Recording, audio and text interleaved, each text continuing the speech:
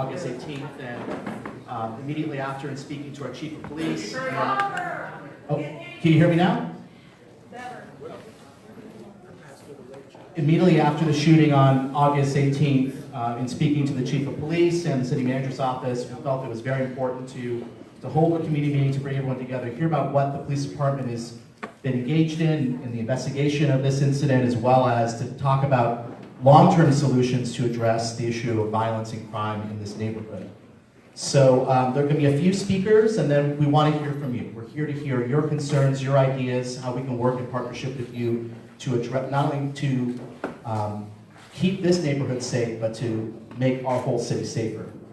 So I'm going to turn it over to Councilmember Cheryl Davila, who represents this district, District 2, and then I'm going to say a few words and talk about some of the measures that we're going to be working on in response to the shooting to improve the safety of the park and the surrounding neighborhood. And then we have a few other speakers, and then we will open it up to comments and discussion with you, the community. So, Councilmember Davila.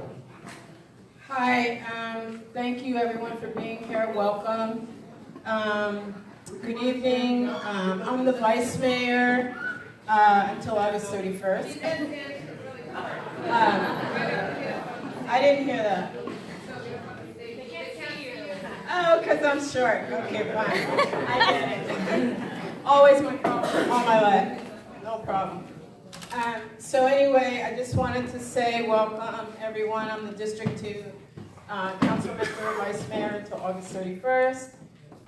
Thank you for being here.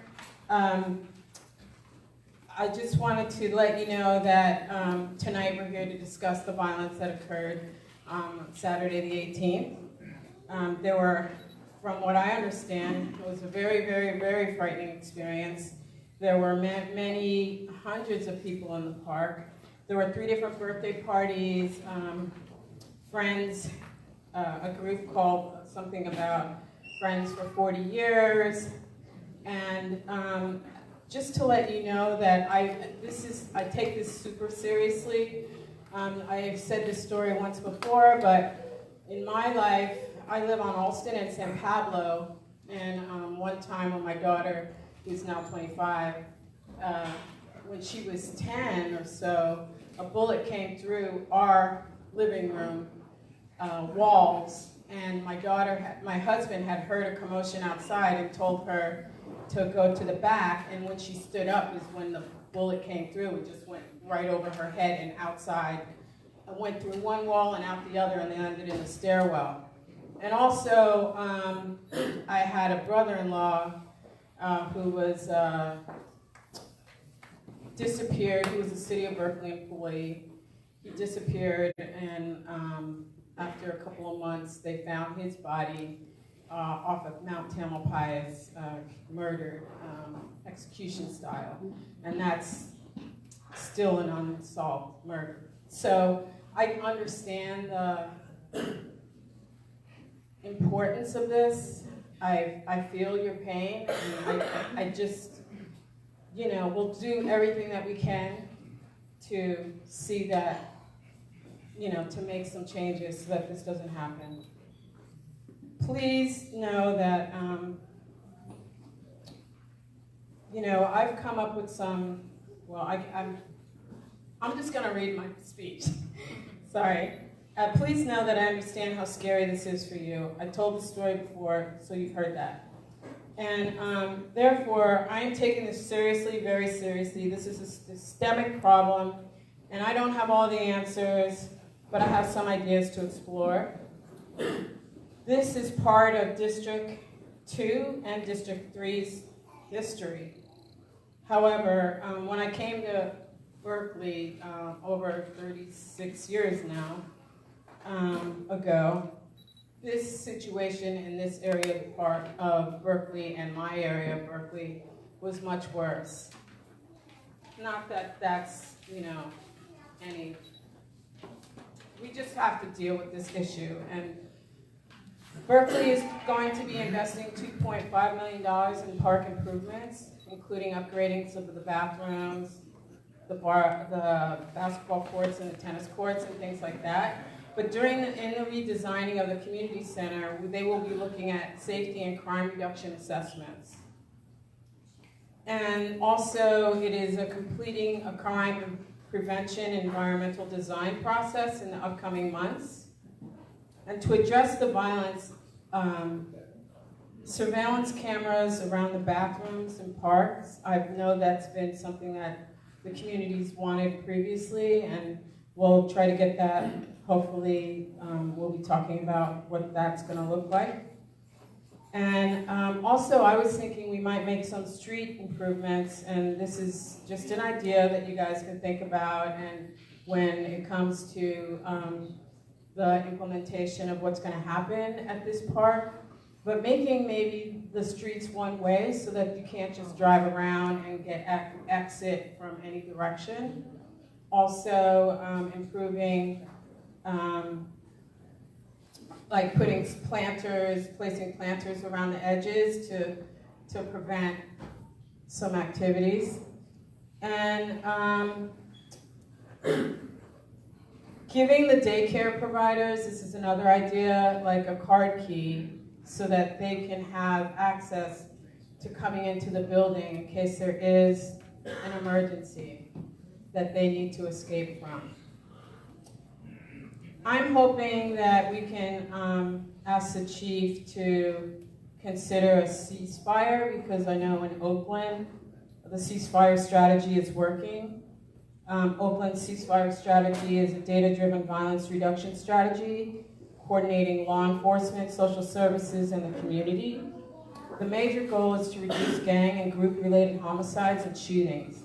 Ceasefire seeks to combine the best community energies, social services, and strategic law enforcement to reduce gun violence associated with gangs, groups, and far more effective than the entities operating alone.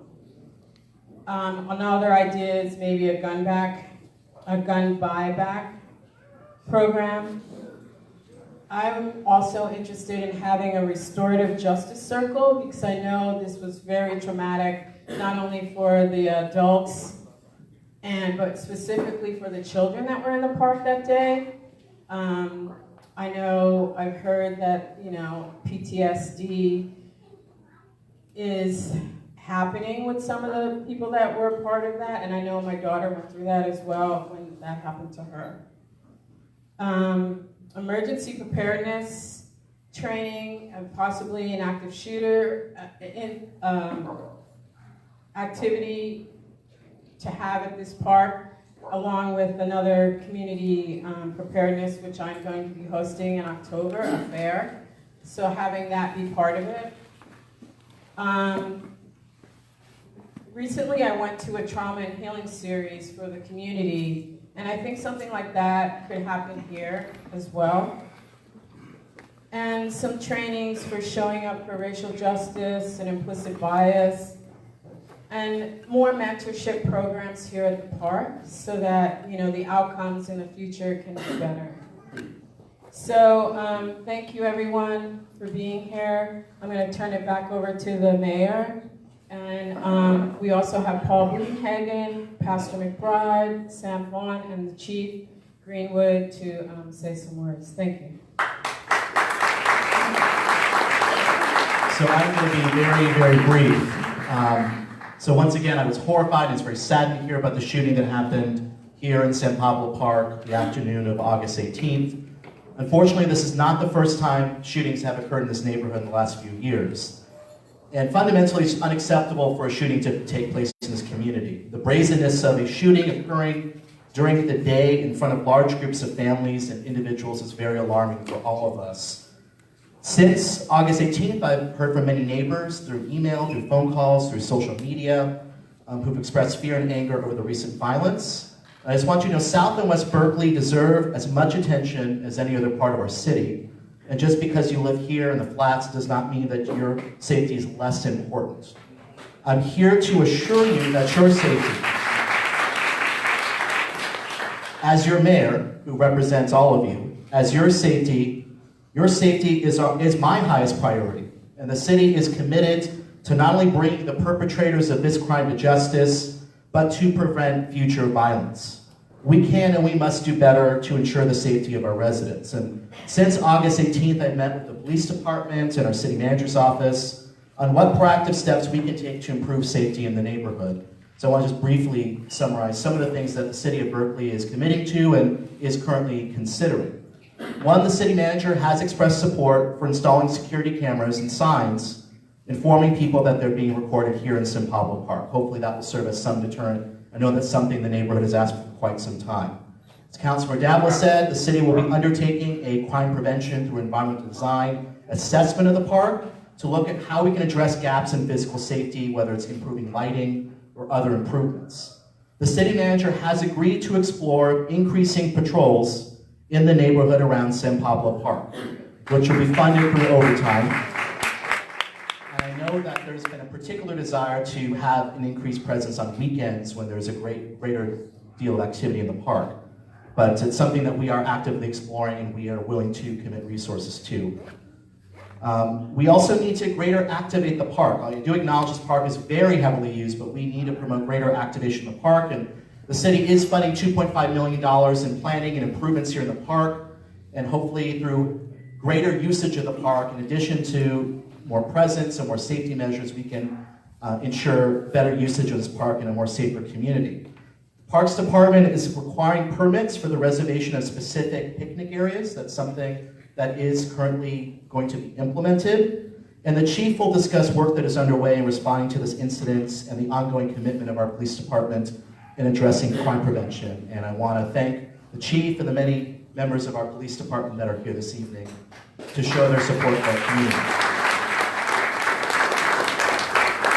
We're going to hear very briefly about some violence prevention strategies that other communities have engaged in. And while that is important, I want to emphasize as one piece of a broader crime prevention initiative.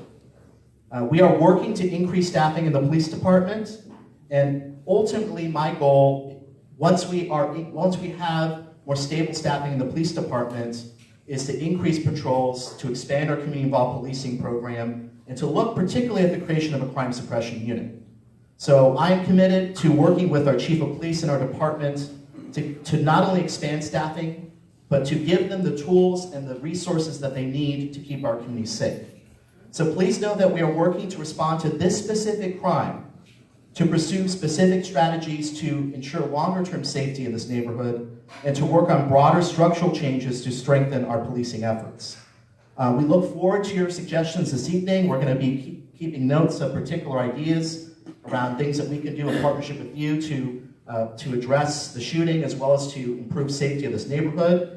And I want to encourage you particularly to sign up for our voluntary security camera registry, which the chief is going to talk about later. So in closing, thank you for being here. We're here to listen. We're here to serve you. We take this extremely seriously, and there are particular things that we are going to be moving forward with, specifically in response to the suggestions that many of you have offered to the City of Berkeley. So I'm going to turn it over to Paul Buddenhagen, our interim deputy city manager. Thank you, Mayor Arreguin. And thank you all for being here tonight. As he said, the interim deputy city manager for the City of Berkeley, and have been for the past month. For the previous 2.5 years, I was the city's director of health, housing, and community services. I also live pretty close to here and use this park all the time. So I know both personally and from looking at the stats that this is a vibrant, active, well-used, and well-loved park and community space. And the city definitely wants to keep it that way and do whatever we can to make it safer moving forward. So Mayor Arreguin and Councilmember Davila have outlined some of the things that the city is going to do.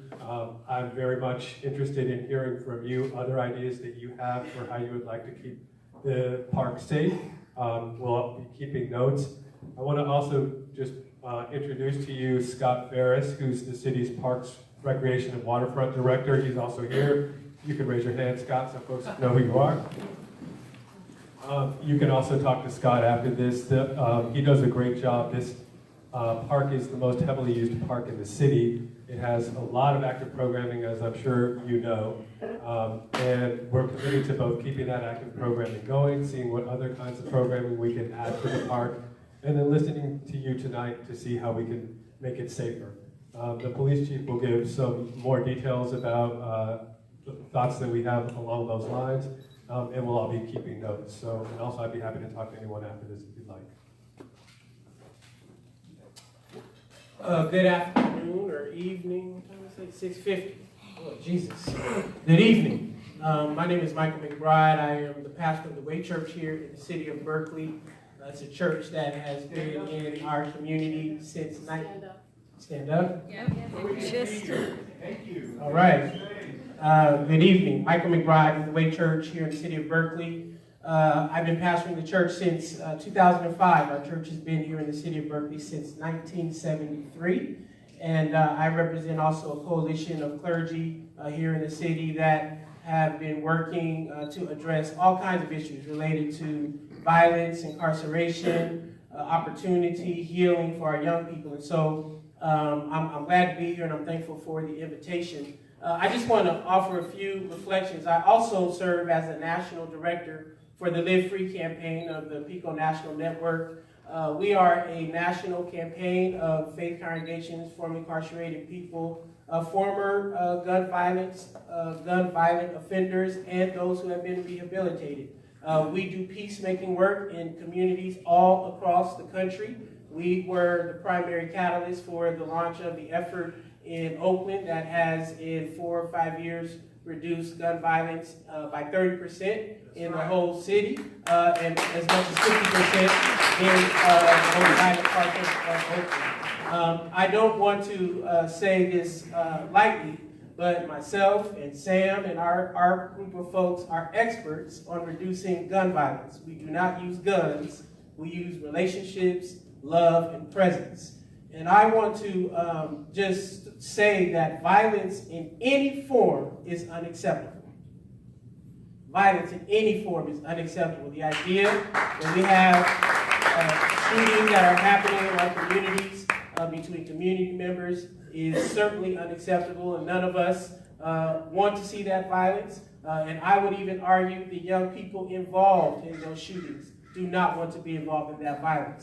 And so we must figure out in what is a collective strategy that all of us can engage in that actually helps change the minds of our young people who are caught in cycles of lethal violence. Again, they are caught in cycles of lethal violence because we as adults, family members, and communities have not adequately interrupted their cycle of violence. Now, it is, I think, important to appreciate that for the 14 years or so that I've been in the city, this is at least got to be the, I don't know, maybe once a year, once every 18 months, we have these kinds of meetings because a shooting happens. And we talk and we wring our hands. Now, of course, when I first got here, there was a little bit more chocolate folk in the room, and now it's gotten a little more vanilla, praise God. But the concerns have remained the same. And what we need, I believe, is for our leadership in our cities at every level, the mayoral office, the city council, our law enforcement, our clergy, our schools, everybody, to move away from strategies that depend solely on crime suppression, which is a strategy out of the Law and Order book of Jeff Sessions in this Department of Justice. If we are progressive, it does not mean we have to put up with lethal violence. But it also means that we have to allow our values to lead the response to violence that we know, all of us who have a systemic and a structural analysis of our societies and communities and a history of white supremacy, racism, social exclusion, we know that violence is a root cause, has its root causes in poverty and radical disinvestment from our communities and the policing of our families, particularly black and brown folks. So, what is the strategy? And I need to just mention that Sam and his whole team from Richmond were here less than 2 years ago, laying out such a strategy. In Richmond, they have had success where their violence is down by almost 70% in less than 4 or 5 years. So the idea that all we need to do is hire more police and put them in our communities in order to reduce violence is a flawed presupposition. Thank you. We are not against police, but if the first response to the worst conditions of black people in our communities is to hire more police and not think about the radical investments we should be making in the small number of individuals and families who are caught in these cycles of violence, then we as a people and as a community have failed, and our imagination is much too small. So, in closing, I just want to say, we know, and I know, how deeply unsettling it is to live in communities where gunshots are happening. None of us believe it is acceptable, but there is no research that suggests that police suppression will increase violence faster or more sustainably than the strategies that are community-centered, that focus on the drivers of violence, and that make sure that we are moving our investments away from incarceration, away from policing and criminalization, and investing in those individuals and families who are caught in these cycles. We offer ourselves to this community because we are a part of this community. We travel all over the country. We were literally working in dozens of cities across the country, asking us to do this. It would be amazing if the City of Berkeley and our law enforcement leaders would engage us with the same kind of passion as many of those in Chicago, Birmingham, Atlanta, New York, San Bernardino, Stockton would engage us. Amen. It'll save us a few flights. Hey.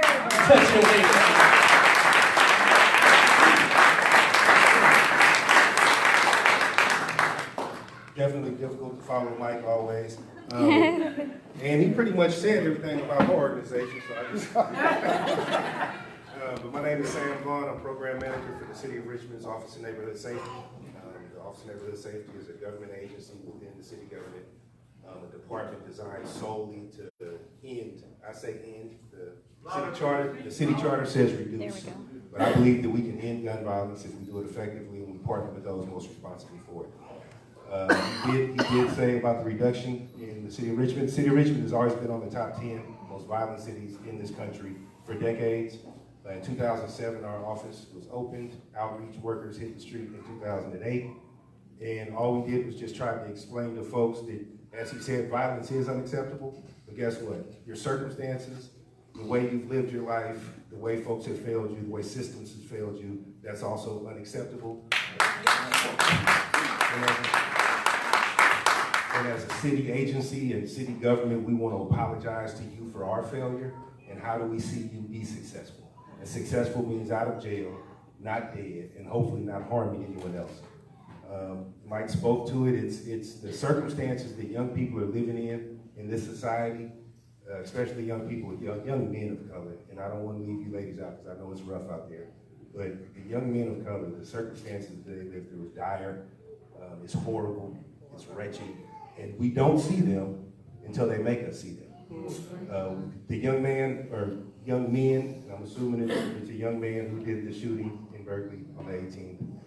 Nobody's seen him, and now all of a sudden everybody in here wants to know who he is. Yes. Everybody in here thinks he's important. Yes. How do we change his life? How do we get him to not do that? Or how do we get him in jail so he doesn't do it again? And what I'm saying is there's young people across this city who needs to be seen, and you're walking past them and you're ignoring them, or you're scared of them until something happens to you, and now all of a sudden their circumstances are important. And so we need to get on, and not to justify actions. I don't want to think that anybody should become a victim and then say, oh, well, if their life was better, I wouldn't be a victim. So they're a victim, you're a victim. Nobody should be victimized to get to this place. Amen. What I am going to say is because we've ignored this problem for decades, this is where we are. So we continue to ignore it, or we do something drastically different to get the results that we're looking for. Yes.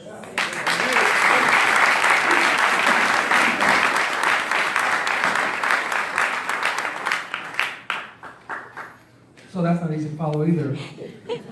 My name is Andy Greenwood. I'm the chief of police here. We have several of our officers here also standing here and attending. I guess I want to start by just being cautious about rejecting a binary, meaning the fact that I'm here and I'm going to talk about what our response to this horrible crime was and try to share as much information with you about what we are doing. It's the police stuff we're doing. investigation that hopefully will end up with bringing accountability and consequence, doesn't mean that I or we don't get that there are people in our community who are traumatized, that we don't get that it's challenging to be a person of color, that we don't get, even in the history of law enforcement, that there's a trail of history, of negative history across the country. So we get that, and just understand that coming from that spot, I just want to kind of reject the binary. I am in favor of these kinds of programs and wish more than anything that I had even more bandwidth. I don't mean I want to hire more cops. I mean, I just want to get us back to our authorized level so that we have enough officers so we could do some things, basically, like get back into bike patrol. And some of you have been longtime residents here, remember when bike patrol was here in South Berkeley. I think, and I hear, whether it was yesterday, just kind of hanging out here with Paul and talking to the folks who have kids here in the daycare program, I hear and know that just police presence often is something that folks are looking for. So I just want to sort of touch on those points, and I hope that you won't take my description of what we're doing as adversarial to the perspectives that Pastor Mike and Mr. Vaughn are bringing to this. My issue is literally is resource. My issue is across the country, for a lot of reasons, there are fewer people who want to be involved in law enforcement, and I get that. And it becomes a challenge to us to find and hire and bring on and train the best qualified people to staff up our police department just to where we should be. So I am not here saying I need to increase my budget to get a whole bunch more police, that police are the solution to all the problems. I'm not here to say that. So I just want to get that out in front. I have a lot of respect for everybody here at the table, and I just want to make that clear. So, with regards to the shooting, basically, as you know, we had multiple events going on in the park, just in the south end here, over here. We had a vehicle pull up, which was targeted at one person, and I know that that person's father is here with us, and I just want to acknowledge that. The person who was shooting seemed to be targeting that young man. He was hit, and 2 other people were also hit. We believe they're uninvolved or not intended victims. The incident happened very quickly. Obviously, a lot of panic and people trying to get out of the way, and a horrible event to go through. It's absolutely unacceptable that anyone is shot, and that's it. The cards were dealt in terms of our police responses, arriving here as quickly as possible, our officers taking life-saving measures to save the intended victim, we believe the intended victim's life, and I believe that our officers were key to that, and I've seen comments from family members of the victim that they believe that the officers, first responders, and even people in the park, including a doctor who apparently was nearby, played a role in saving that life.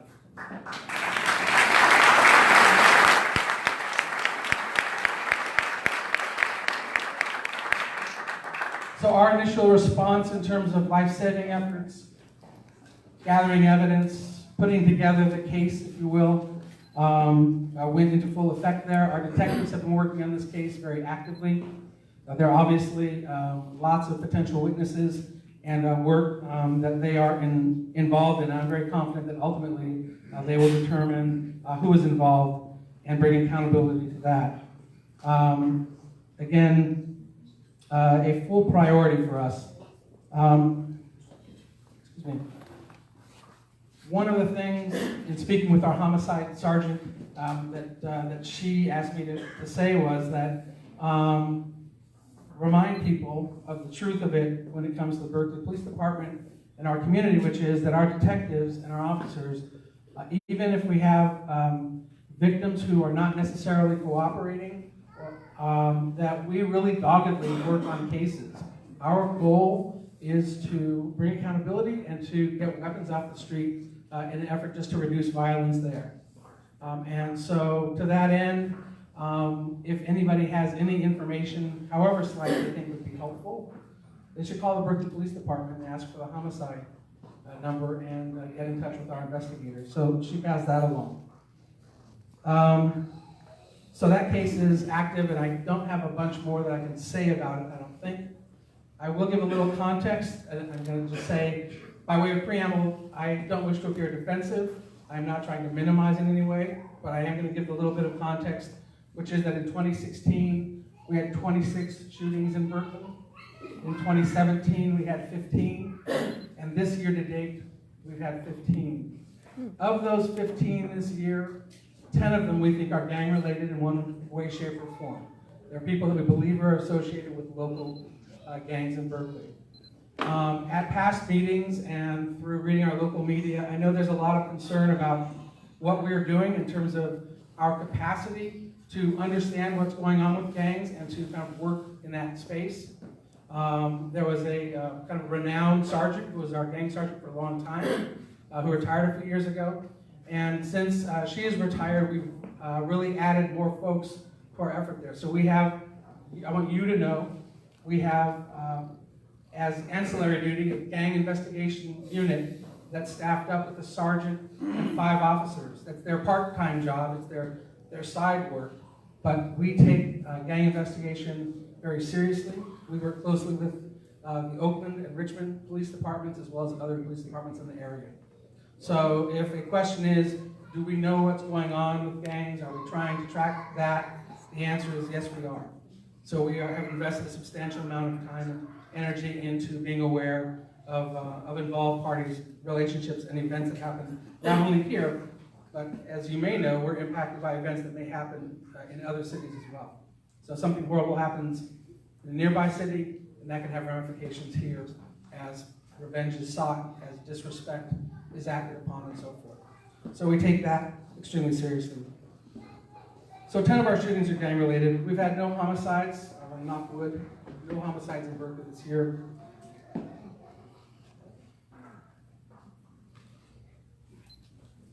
In terms of our next steps here with regards to bringing a sense of safety, so know that we're working on the investigation side of it. One of the things that we committed to a couple of years ago, we had a similar meeting here in 2016, the year of the 26 shootings. And at that time, I said we believe that a very small number of people are involved in gangs, and that very small number of people within that set are willing to actually do violence, like literally pull the trigger. It's not every gang member, it is some people within that group. So I want to make sure that you understand at the police department, we are not demonizing or dehumanizing people when we talk about gangs. We're trying to just be very sober and clear about bringing accountability to those who are responsible for violence. In terms of that accountability, in 2016 we had those shootings.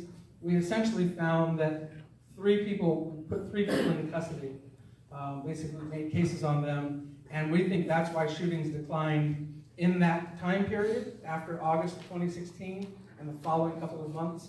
So to us, it proved that concept that small number are responsible for the violence and that we do need to be reactive. It's different than the proactive measures that my fellow panelists are discussing, but that by bringing accountability there, the violence goes down. And I expect essentially the same sort of scenario for what we're facing here. The 10 shootings that I mentioned, I will say that most of them involve, they're cross-involved. So people who are involved as victim or suspect are involved across several of them in different ways, if you draw it like a network. So we know exactly players and where those are. As to making cases and so forth, that's our job to do. In terms of community safety, we go back 2 years ago. We were held to task to some extent by perhaps some of you here tonight saying you are not sharing information. We do not feel like you know what's going on. We don't see you, and you're not updating us about what's happening. And to that end, we really try to make a commitment to being more active in sharing information and being present in the wake of a shooting. So we tried to put out good information on the day of the shooting. We followed with some substantial information the next day. We also increased our patrols. I was talking to our patrol captain, in fact, who was hanging out at the park here, and saw our council member here as well. We'll continue with that. We will continue with the added patrol and to get some folks just to be present on the weekends. And that is to give a sense of presence and safety. That's a matter of, with our resources, that's a matter of overtime and staffing, but we're committed to do that. Pardon me.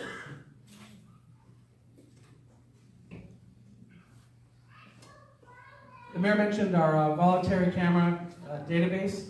So that's a program we just put online. That's simply a thing where if you have security cameras in your homes, and many folks do, those video doorbells, etc. It's just a voluntary thing where you can log on and say, hey, I have a camera, it's here, here's kind of what it sees, and if there's a crime committed nearby, feel free to get in touch with me and I'll potentially share the video. So it's voluntary, but I think it can be very powerful. Much of our crime-solving efforts in a day-to-day policing here are whodunits, are supported by security, video camera, surveillance, and photographs. So this is a way to sort of leverage that. This is not live monitoring of your security. This is nothing other than you saying, I'm willing to be contacted if you think that my system saw some part of a particular crime that you're interested in. The mayor mentioned surveillance cameras in the parks. So that idea has been discussed, and I think it's going to be discussed again. And that to see what we can do in terms of that. I think it has great value in terms of gathering evidence, but also just being real. We're not going to have people watching that so much as it's a resource. So it's helpful, but it's not. Now it could be potentially, right, with signage, could be deterrent, having a deterrent effect. So we look at that, of course. So it has value for us to do. I do encourage people to follow us. So if you're not part of Nixle, could be Nextdoor, or our own email. We have an email system you can sign up for. We have some flyers on the back table, and that's the way to stay abreast of what's going on. And finally, so our department has been struggling with staffing, literally just having enough officers to staff the beats. This summer we did mandatory orders where everybody had to work extra overtime to staff patrol. And we've had to not have bikes. I have 1/3, at least 8 of our positions that are investigative positions are open because we've had to have people work on patrol. We're hoping that we're turning the corner on that to get our staffing back up where we would like it to be. And as it grows back up, which I think will be a year or two kind of process, then reestablishing things like bike patrol and reinvigorating.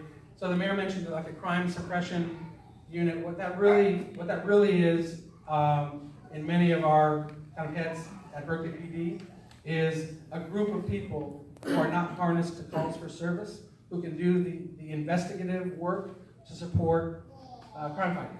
So if there's a shooting, then those people can turn and help support the detectives and go do the work involved with that, for example. Now another piece of that is to make sure that our Community Services Bureau is fully staffed and doing the work that we want it to be doing, which is community engagement. And to that end, while we've been struggling with staffing both in our Community Service Bureau and across the department, and making our way through last year managing a number of civil disturbances, and this year we're just working to keep our beats filled.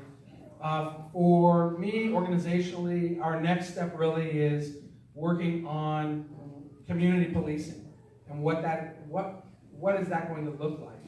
And this is not the time fully necessarily to have a listening session about that, but we're going to be shifting over into, we would like to hear what the community thinks community policing should look like. I don't want to come up with a program based on the way it used to be for me professionally in 1993 and 4. It's about what today's community, what elements it should have, what it looks like and feels like, what it's careful to not do to avoid unnecessary or unintended consequences. So I just want to give that little bit of context. We're going to have what's called a barbershop forum. So there's a nonprofit out of Oakland that hosts barbershop forums, they call it, community meetings. So for those, and they are intended in part to hear from people of color and to have police be there listening and potentially not in uniform. just really to be a safe space, which is a real thing, where people can talk about how they feel their policing is and how they would like it to be, for people like me and our people to understand that and try and incorporate it into what our department will evolve into. So we have, one of our sergeants pitched that to us, and we went right along with it. So Monday, September 24th, I think at 6:30, Monday, September 24th at 6:30 in the South Berkeley Senior Center, we'll be conducting our barbershop forum there with these folks, including Paul Chambers from Channel 2. And the city has a number of service providers who will also be there listening and available. So I would invite people who would like to kind of keep an eye and an ear in the conversation, and maybe to add to that conversation, to consider coming out for the barbershop forum. Somewhat hesitant to promise or overpromise, but I'm hoping that we'll be able to work with the local NAACP and some folks who are here tonight to have a series of, again, it's more like listening meetings. What's important to me is we formulate our strategy with regards to community policing is that we do have a voice to the neighborhoods, and especially to those who historically feel underserved or are uncomfortable for understandable reasons in their relationship to the presence of police. So I want to fold that in. So community policing strategy has the benefit of that input. So those are on our to-dos as we move through the rest of this year and into next year, but starting September 24th. So that's what I have from my notes, and turn it over to the mayor.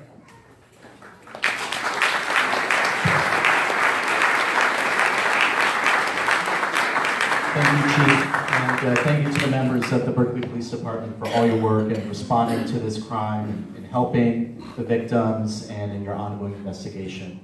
We're now going to hear from you. So Tano here on my staff will be sort of controlling the mic, and I think probably the best way to do this is sort of to line up on this side.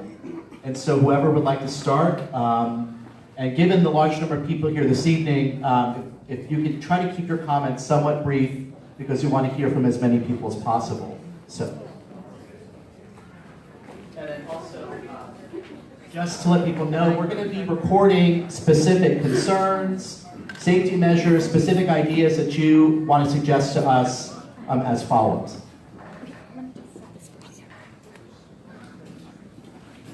I'm Sarah Hanson. I'm the grandmother of Alex Goodwin. That's Sons of Justice for Alex.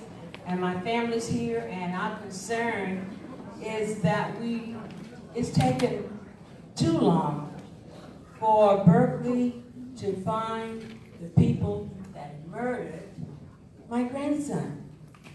I was told they're a small gang, or maybe a big gang, but they are young people, and they're just getting away with this. The same people that shot the shooting here in Berkeley just recently are the same group who murdered my grandson. August 19, 2016. And I want the Berkeley paper, what's the name of your paper? The Berkeley side? Berkeley side? Berkeley side. We would like an apology from the one who put the paper out last time we had the meeting. In that article, it says that Alex was part of the gang. And we want the rest of them you to know that my grandson, Alex Goodwin, was not a part of the gang. He was working on his music, and it was just, I was told it's a jealousy thing, and the young people who murdered my grandson, they did it because they felt that his music was going a little bit higher than theirs. And that's sad. And we are concerned, we would love for Berkeley Police to help us solve this matter, because they're getting away with too much. And the next thing is, how many of you know that there's a reward for anyone that know anything about the murder, bringing those people to justice? Did you know there was a Berkeley reward? Did any of you know that? Yeah. There is a $20,000 reward with the Berkeley Police Department. And I'm also asking the Berkeley Police Department, as you do your budget, if you could add to that. Maybe that's not enough for them to come forward and speak. So if you would add a little bit to that reward, maybe they will come up and speak. And I thank you for listening to me. And we would like for you to all, you guys, our families here, community, we would like for you to just pray for our family. And we'll be praying for the family who's been harmed.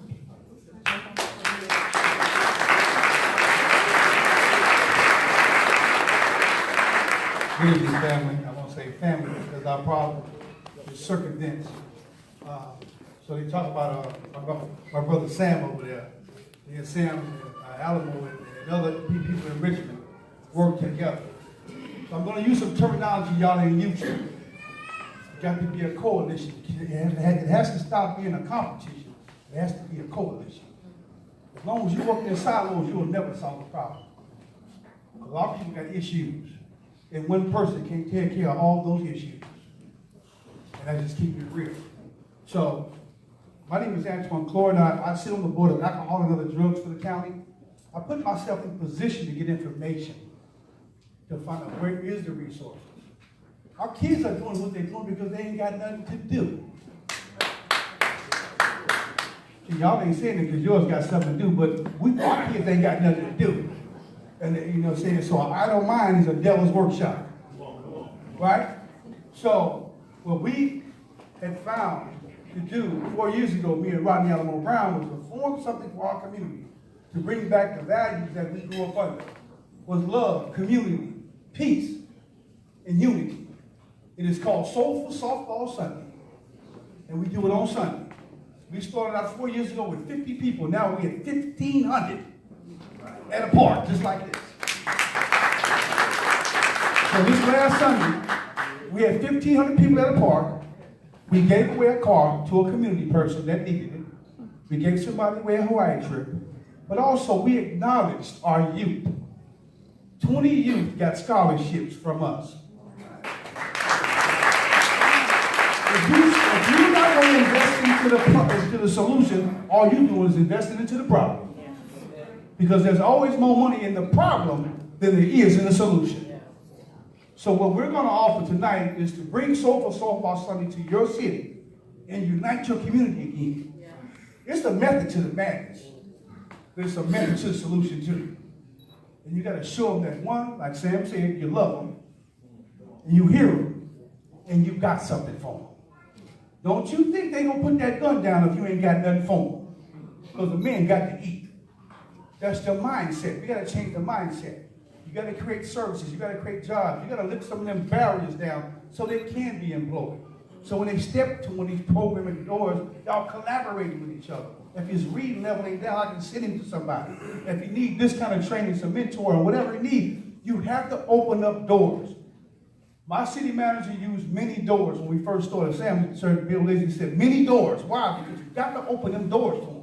Because they've always been closed to our community. You have to open up them doors. You have to build those relationships. Because they don't have relationships because all their parents are in jail. So they've depended on somebody else to take care of. And I'm gonna close with this. If you got a fool raising a fool, you ain't in trouble. So these kids ain't got no parents. They ain't got no idols. They ain't got nobody to look up to. But Pookie, Ray Ray, Nook, and Half Dead. And them. So if you want somebody to do better, they got to see better. If they want to be a law enforcement officer, I have a relationship with my Richmond Police Department. My chief of police on down, all of them know who I am. So when I go to a murder scene, I'm a rapid responder, y'all.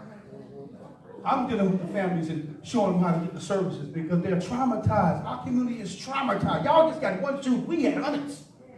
Y'all just crying about one. We have them every day. They laying them down in Richmond for real, y'all. And we have to service our community and love them and bring them back so they don't go out there and do another homicide. You have to break the cycle of violence. And it starts with having a relationship with law enforcement. Not blasting them, but having a relationship with them. So community policing. See, I know because I do the work. So anybody can say they want, I want you to do the work. Community policing have a relationship with law enforcement. I ain't snitching. I ain't telling. But I want you to get out the way so they don't get you. Because they coming. You hear that? See the difference? Bring them to the solution so he don't get them. But if I ain't got no solutions for him, he don't get them. And you can believe that. Because their success rate is pretty good at getting it. Because documentation supersedes conversation. But teamwork make the dream work. Thank you very much.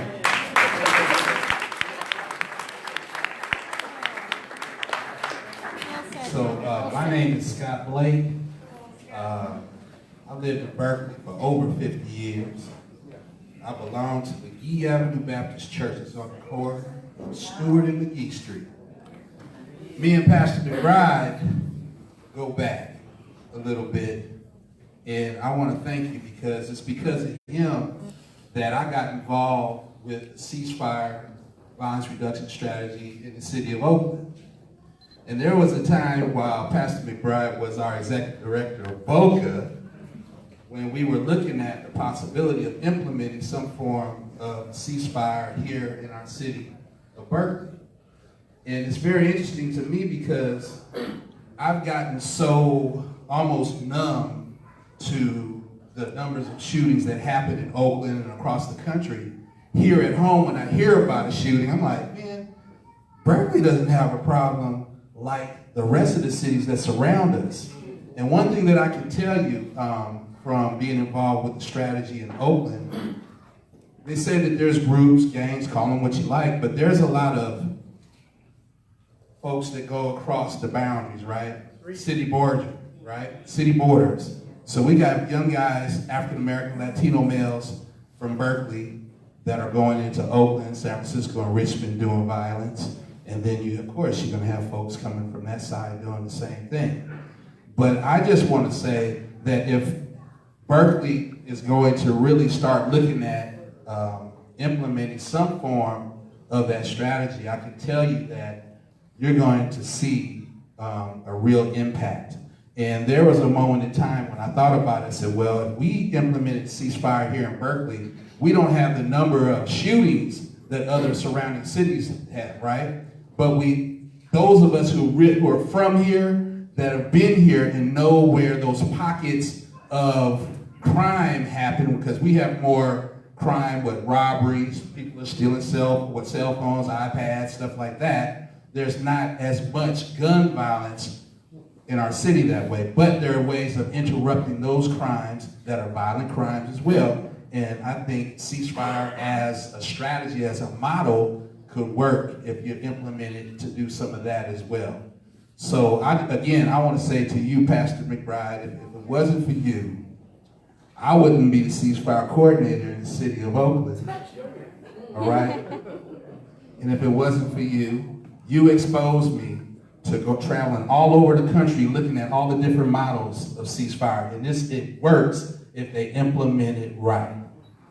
Now, some of you heard the concept of it takes a village, right? That concept is an African concept.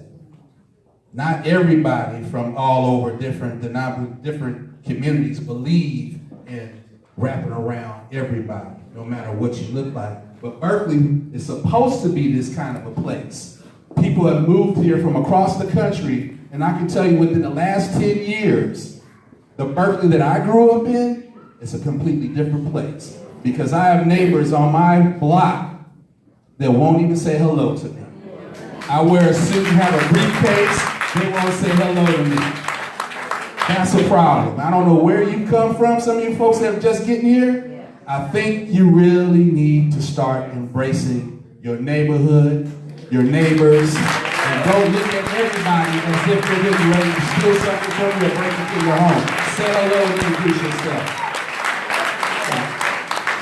Thank you. So I know we have a number of people that would like to offer comments and suggestions. I just want to ask everyone if we can please be brief, just out of respect to the many people that want to speak this evening.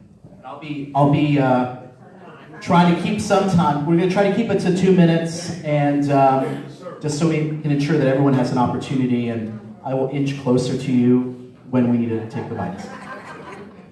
Thank you, Mr. Mayor. It's a good idea, and I'm glad you waited until I was up here to say that. I think that's Personal. no,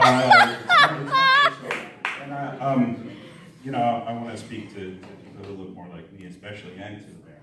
I was disappointed that the very first thing that was said in this meeting, sorry, Mr. Mayor, but you began by telling the community what we wanted. And particularly said we wanted things like surveillance cameras in the park, and intimidating signage, and police presence for picnics, and to make it more difficult to organize a picnic. And I think there may be people in the community who want those things. I'm not one of them. And I don't think the community has spoken with a voice, but I think it's important to note that the city is starting with that presumption, with that attitude. I also heard, Chief, like everyone else here, I have respect for you, but you also gave your impression of what the community wants, and you referenced a certain news blog, mostly probably the comment section on that news blog. And I don't think that's loud, and that's a few people, and it's very one-sided, and I don't think it really represents this neighborhood perfectly. So if you're gonna listen, listen, but don't start listening by telling us what you heard. Thanks.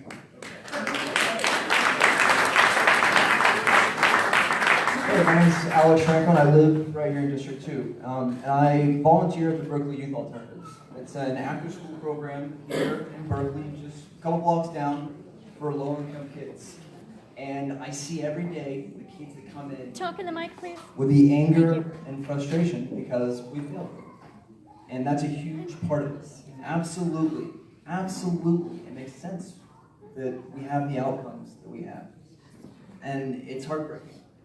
That being said, we need to solve that problem, but we need more police, okay? We have terrifyingly low staffing. If there were police cars in this park that day, maybe they think twice, maybe they drive on, maybe they don't fire into 50 kids at a birthday party. Maybe bike cops in that park discourage them from doing the same. They need jobs and resources. It's not an either or. They need both. Absolutely. We need both. Police already. We need both. I know we have a lot of passion and concern and a lot of different opinions here. Let's be respectful of each other. Thank you, Mr. Mayor. It's not an either or. I recognize there are real fundamental problems that we have, and one of those is that we don't have enough police. So I encourage the mayor, please, you mentioned staffing earlier, please continue to work on that. Cheryl, you didn't mention police at all. I encourage you to work with the chief to get staffing up to levels that are acceptable to preventing these types of crimes. Thank you.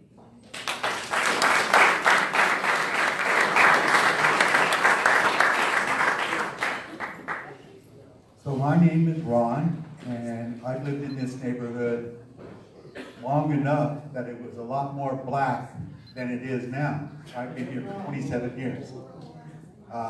And I love my black neighbors. I love them. I know Sarah, she lives across the street from me, and I can see into the park. And I have had my home shot into 3 times in 27 years, okay? So I have some passion about this. I'm kind of tired of it. And I looked in the mirror the other day and I said, look in the mirror, you're part of the problem. You're part of the problem. We've all got to be courageous. We all got to be speaking our truth. We got to tell people. We got to be snitches. Okay? We got to be that because that's part of getting the truth out. And getting the truth out is what the community needs to do, is get the truth out. And we got to call us all accountable. That has to happen. I'm through with my soapbox. Thank you for your time. Thank you.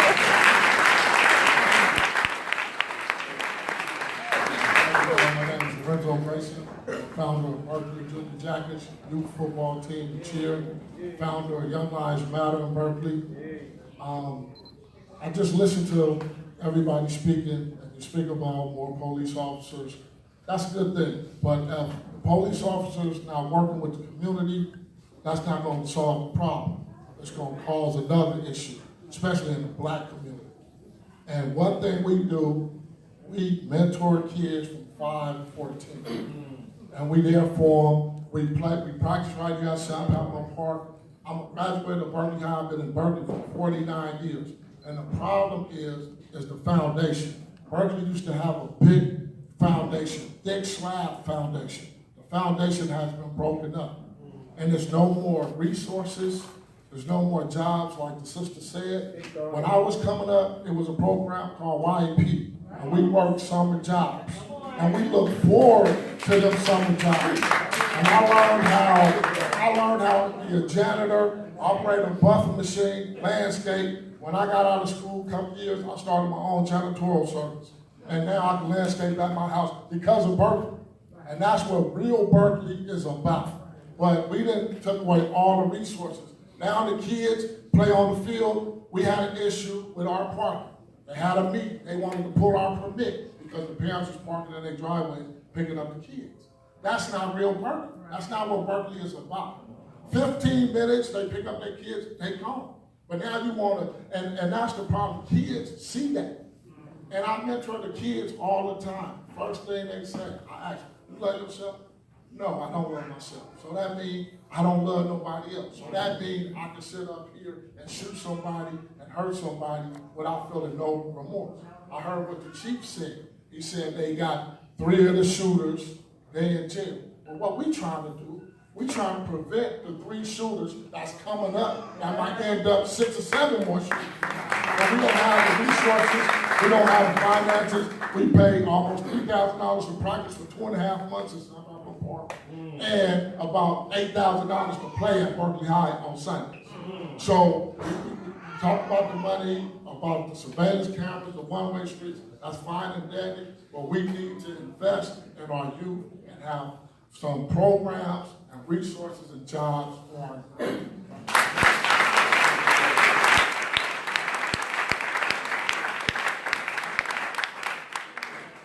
Good evening, my name is Ian Ream. I have lived in this part of Berkeley for 16 years now. Used to live exactly 1 block away from here on Russell Street. I now live 4 blocks away from here on Carlton Street. And anybody who knows this part of Berkeley, I don't think it's any kind of surprise or mystery that San Pablo Park is very well used. It's the biggest park in the city of Berkeley. We have a tot lot at the south end of the park, and also, unfortunately, that it consistently is a place where violence and crime is particularly high. My next door neighbor, when I was living on Russell Street, was murdered. He was shot 16 times at Russell Street in Sacramento. My home was burglarized. My other neighbor was an elderly man in his 80s, was attacked by somebody with a hammer and put in the hospital for a month. My current home has been burglarized. Not only, we heard some figures earlier tonight that San Pablo Park is the most used park in Berkeley. It's the biggest park in Berkeley, and I think also everybody who knows this part of Berkeley knows that it has a major crime problem.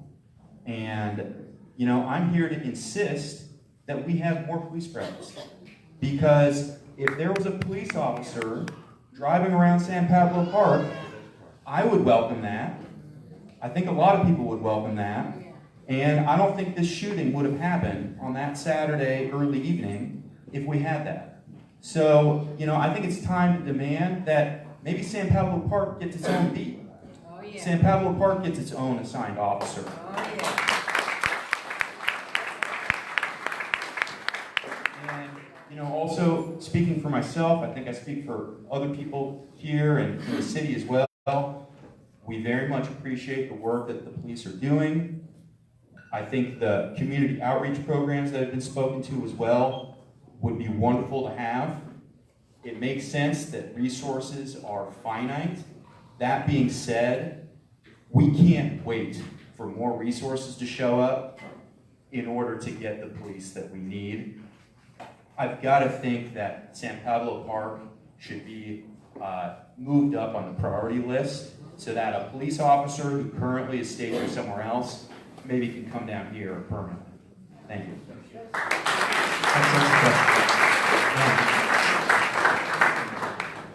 name is Cherie King, and I do tennis down there at the park. I think a lot of people here, their children have been in that program.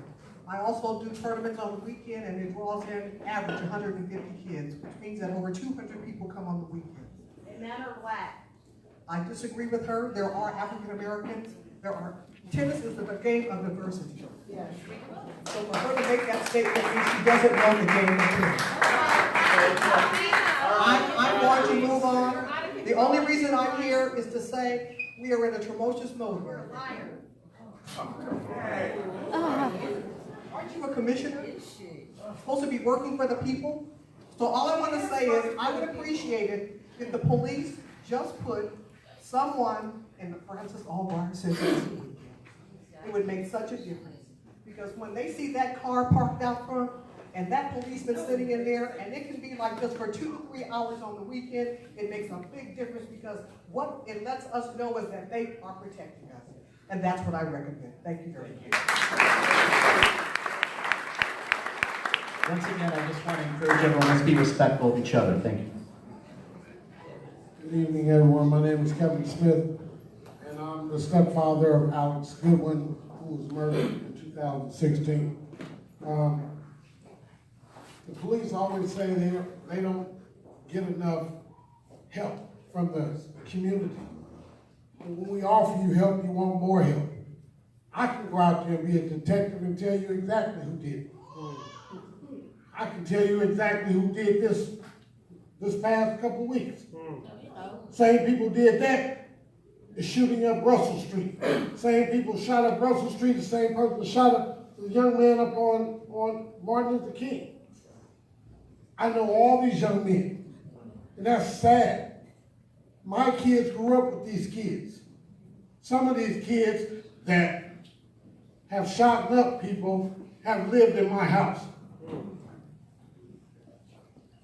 And what I'm really out here to say to the chief, and we've had one little talk and it was great. My 13-year-old that has nothing to do with nothing, walking home from school last year, was accosted by the same people in the same white car with tinted windows. And he ran home for his life. So something has to be done. All my son does is play basketball and go to school. He will never attend Berkeley High. And that's a shame, because everybody in my family graduated from Berkeley High. His brothers and sisters graduated from Berkeley High. His cousins graduated from Berkeley High. Now we have to go somewhere else. I've been at this park for over 40 years. Never had a shooting at the park. This is crazy. We have the reunion, all Berkeley High reunion. There's never a police rolling around the park. Why? Because they want something to happen so they can shut it down. And I mean, this is ridiculous, man. I mean, come on. But when a 13-year-old is walking home from Longfellow School to his grandmother's house, not less than 5 blocks away, and he has to run for his life, starting at Bob's liquor store. It's crazy. It is crazy. And the way I am right now, if I wouldn't be like this, I'll take it in my own hands. I would have took it in my own hands and suffered whatever consequences I suffered. But to protect my family, my wife hurts every day. Because you can't find, or no, I'm not going to say you can't find, but you don't want to pick them up. Because they ride around South Berkeley every day, all day, 2, 3 deep, in dark tinted windows. Oh, we can't do nothing to them. But everybody, we need names. You get names. You get cars they drive. But you still can't. When you go down on the waterfront, ain't no shootings down there. They're all up here in South Berkeley. Why?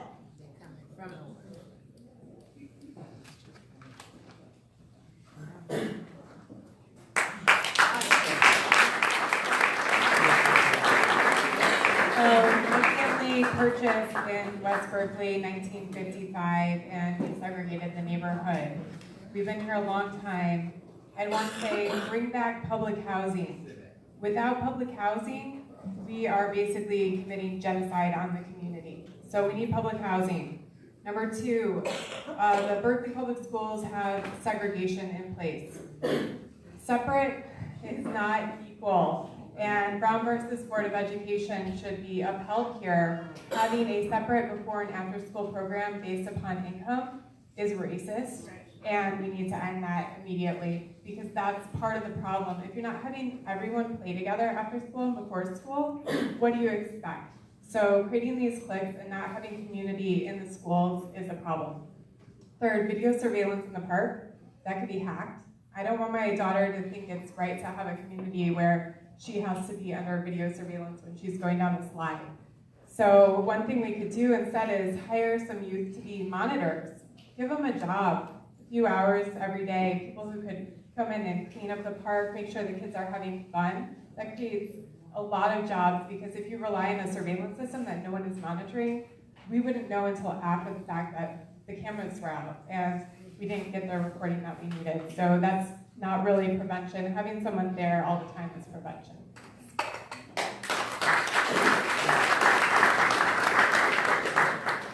So my main question is, what can the city commit to tonight, next week, in a month, to make sure that folks that actually work inside the neighborhood with the people get funded, right? Pastor McBride, your name is Van, is it Van? Sam. And I see restorative justice here, right? These are people who have been on the ground doing work with the people. And I'm not talking about, just playing ping pong with the numbers. I'm talking about, and this is the question for everybody here, like, how do you root out this stuff from the roots, right? That takes some investment. So my question is actually a very simple one, right? And this goes, I'm not even gonna touch the binary. My question is, how do you actually invest equally in stuff like that to make sure that our people can have a chance? I mean, that's my question.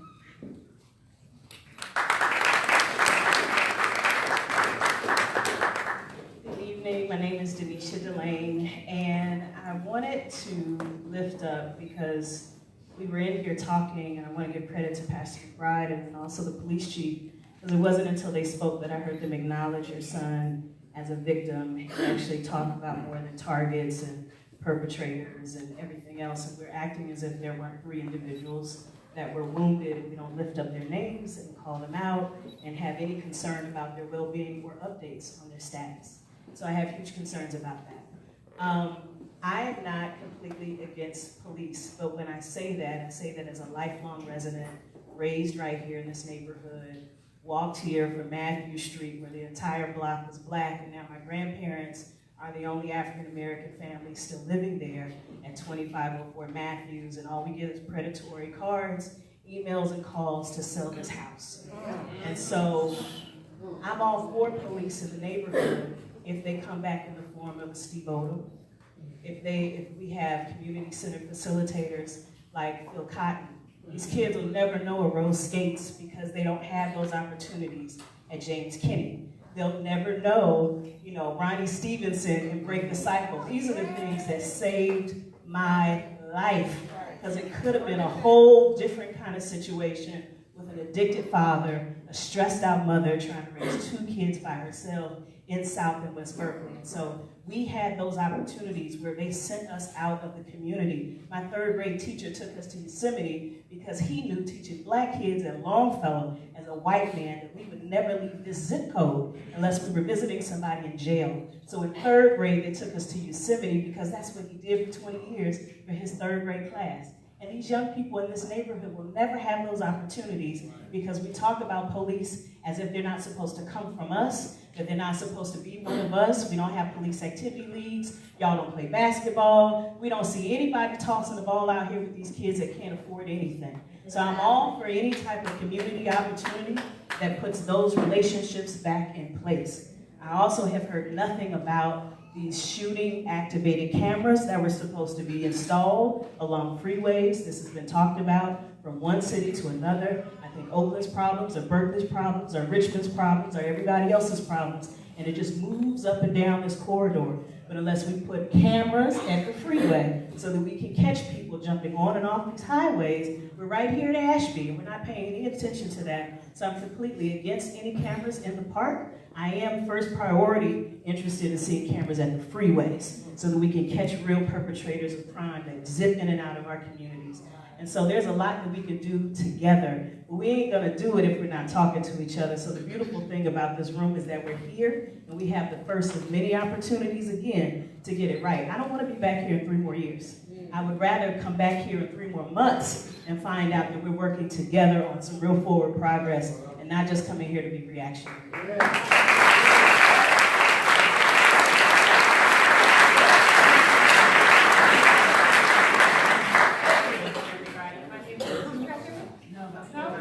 You have to talk into it. Yeah.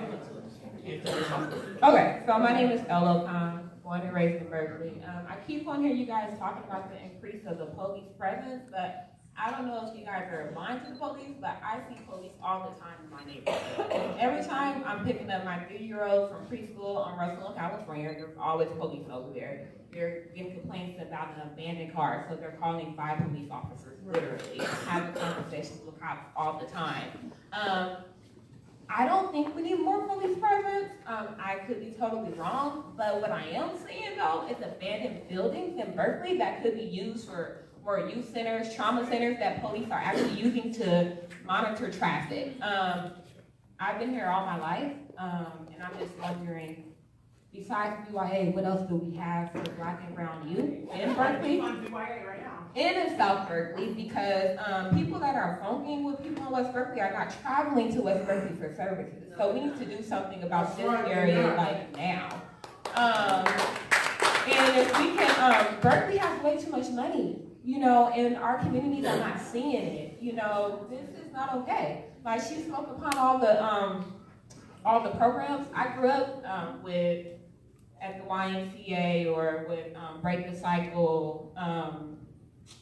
Another one, but a couple of them. Born and raised here. I'm just hoping that we can really do something for our youth because they are dying. I actually stopped counting the friends that I lost in the streets. I'm 29.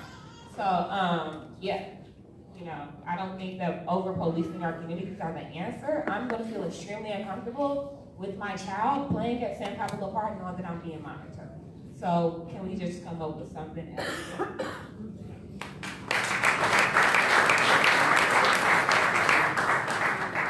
Hi, my name is Minna Dubin. I was at the park when there was the shooting. I was with 2 small children at one of the birthday parties in South End. I live over on Spalding in Addison, so not quite right here, but we use this park all the time because it's one of the best parks in the city. And I feel some concern that I'm hearing about that we want to, you know, we want to use these community ideas to work with the, you know, with the community and the police, but first we need to, you know, get the police numbers up because it doesn't give us any kind of assurance of when, you know, how long is it going to take to get the police numbers up? And I don't understand why we can't do both at the same time. If you need to get your police numbers up, okay, get them up, but why can't we also use these resources to work with the community? And also another question that I have is about giving, if we're trying to get people out of gangs, giving them resources. Like there's other programs that I've heard about across the country that are giving them training and money so that there's a reason to get out of the gangs because they need money, right? It started in Richmond, California. There we go.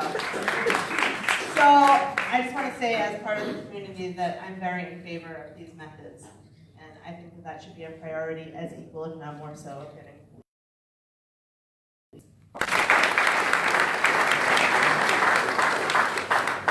Hello, my name is Felicia Brown. I have been a resident of Berkeley for over 50 years. I'm a property owner in Berkeley, and while I know part of the initial conversation started off saying I think it was you, as mayor, that have been in the community for 30 years, and that the violence has dissipated over the 30 years. Being someone who's been here for over 50 years, it's not the same community. And if I look at the violence then and the violence now, it's gotten far worse. So I think it's a matter of perspective. I believe that if you push people, they push back. And we need to learn and find solutions that create forward momentum. One of the things that I find so distressing about Berkeley and the change is the change stores that are here. Those used to be banned when I was a child in Berkeley. The unaffordable housing that continues to go up, the restaurants that can't feed the person of average income, and yet these owners, these contractors are getting tax breaks to build in Berkeley, to put their businesses in Berkeley, and that steals from the community. Those are resources that can be used to fund some of the programs that exist when I was a child. It could be resources used to get offices staffed. Every election year, I have people knocking on my door, vying for my vote. But yet when I ask them for the real questions and for things that matter in their positions, they don't have the answers. And I make 2 promises today. I don't have enough work hours I work more hours than I desire. But I will commit to this community and find the hours to volunteer. My second promise that I make is that I am going to hold my elected officials accountable. So when you tell me that you're going to put those cameras on off of the freeway, when you tell me about the promises that you're going to make to our community and to our youth, and you fail to follow through, you will fail to get my vote, and that's a promise.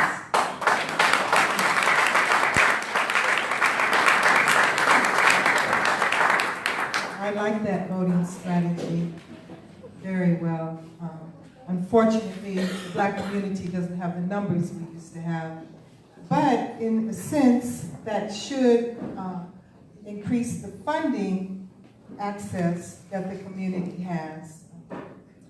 I don't know who, I've been in this community, South Berkeley, for 40 years. My family's been in the Bay Area in Berkeley, since like the 1880s. I went to Yana Davis. I live about 4 blocks from here. Raised my children here. My grandmother graduated from Berkeley High. I graduated from Berkeley High. I don't know if you all remember the Skills Center. Yes. Our children have consistently been isolated and pushed out of Berkeley High. And at some point, we at least had a place where they could go to get training for jobs and skills. And we marched and we protested when it was closed down. And we worked and mobilized in the community to create change and differences. And our voices were not heard. And our children have continued to be part of this process of intercommunal violence. Not started here in South Berkeley, and as Kevin said, the murders aren't happening in West Berkeley. And certainly we know the connection between West Berkeley and Richmond and how some of this started in North Oakland. On that note, I really encourage the city to find, and these increased housing taxes have to have gone up, because we know how much housing prices have increased in the city. So the taxes have had to go up. So that some of those taxes need to go toward our children, our young people. As a medicine woman, in my belief system, you have 4 generations before it becomes ingrained in the DNA, behaviors. We are going into our 3rd generation of this intracommunal violence. This is not our history. This is not how it was in our community. And I'm a witness to that. And I'm a witness to a lot of folks from outside the community wouldn't consider it thriving. But I saw a community with businesses and people, housing and professionals and presence. And of course in Berkeley a lot of this started when they put BART in and along the Adeline Cat corridor with the freeway that they put up in the division and the tearing down of houses and moving homes. I'm saying all that to say, we have to invest in our children, and we have to start young. So that includes funding for the mothers and the parents. We need affordable housing, the right to stay here, and the right to return. Our children need to feel welcome and loved.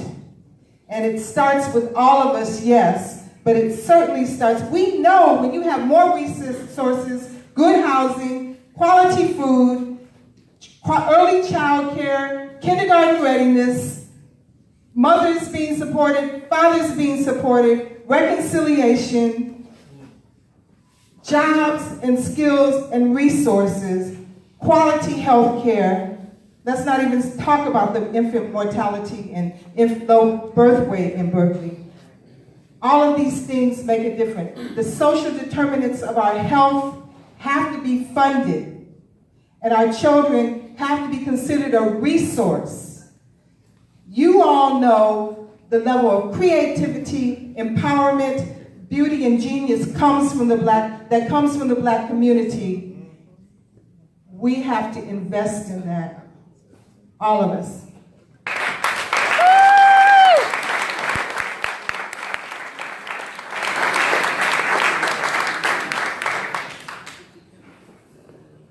Y'all may not know this, but I'm not a huge fan of Berkeley police. I tend to not trust people who beat me up and imprison me unjustly, so I don't trust the police that we have here now.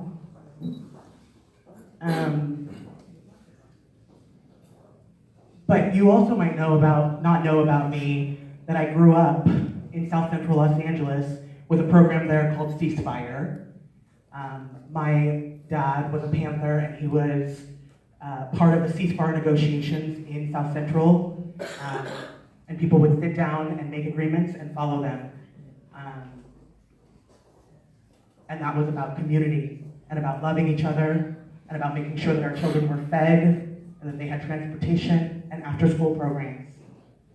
It wasn't about demonizing individual members of the community, but about working together to make sure that everyone was taken care of. When I was in college, before I moved to the Bay Area to go to Cal, I was at Los Angeles Valley College, and while I was there, I worked with Project Jeopardy, which is a police-led initiative in the Los Angeles Valley, in the San Fernando Valley, where the police run an after-school program, and that's their job. Those are the kind of police I could trust. But the kind of police who've been riding their cars through the park on high speed when my kids are playing in the park, I don't trust those police. That's what's happening. I'm out here every single day in the summertime. And you know what? There was no free lunch program at Francis Albright this year. They say our numbers aren't high enough. Do you know how many hungry kids I fed this summer with my own money that I can't afford to feed? Don't tell me that the numbers aren't high enough. One hungry kid is too many. We also spent a lot of time at Strawberry Creek Park. We've cleaned the needles out of the park. We fish for crawdads. We make our own nets and lines, and we throw them back in because we know that they're too small to fend for themselves. My 3-year-olds know that. You hear me? My 3-year-olds know that babies need to not be fending for themselves. BYA is losing their funding for a lot of their programming. Don't tell me that the numbers aren't high enough. Don't tell me that that's acceptable. I know what's important. I think everybody in this room does. It's not about more police. It never was, and it never will be. It's about creating the conditions that make the police unnecessary. And if we are not ready to do that, if we are not ready to do that, then we are not the Berkeley I was taught about. You hear me? We can do better. We can do better. I appreciate Cheryl Davila's office. Our district put this meeting together. Cheryl Davila has fought for the people since she's been in office. I appreciate Jesse Arreguin helping to make this meeting, even though he has not called the police on their misconduct in the way that he should have.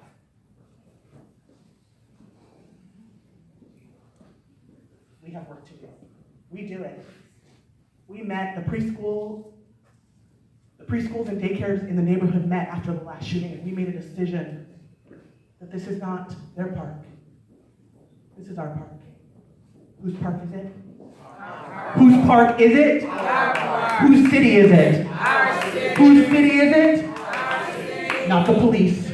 Not anybody who would shoot any of us down. I'm very sorry.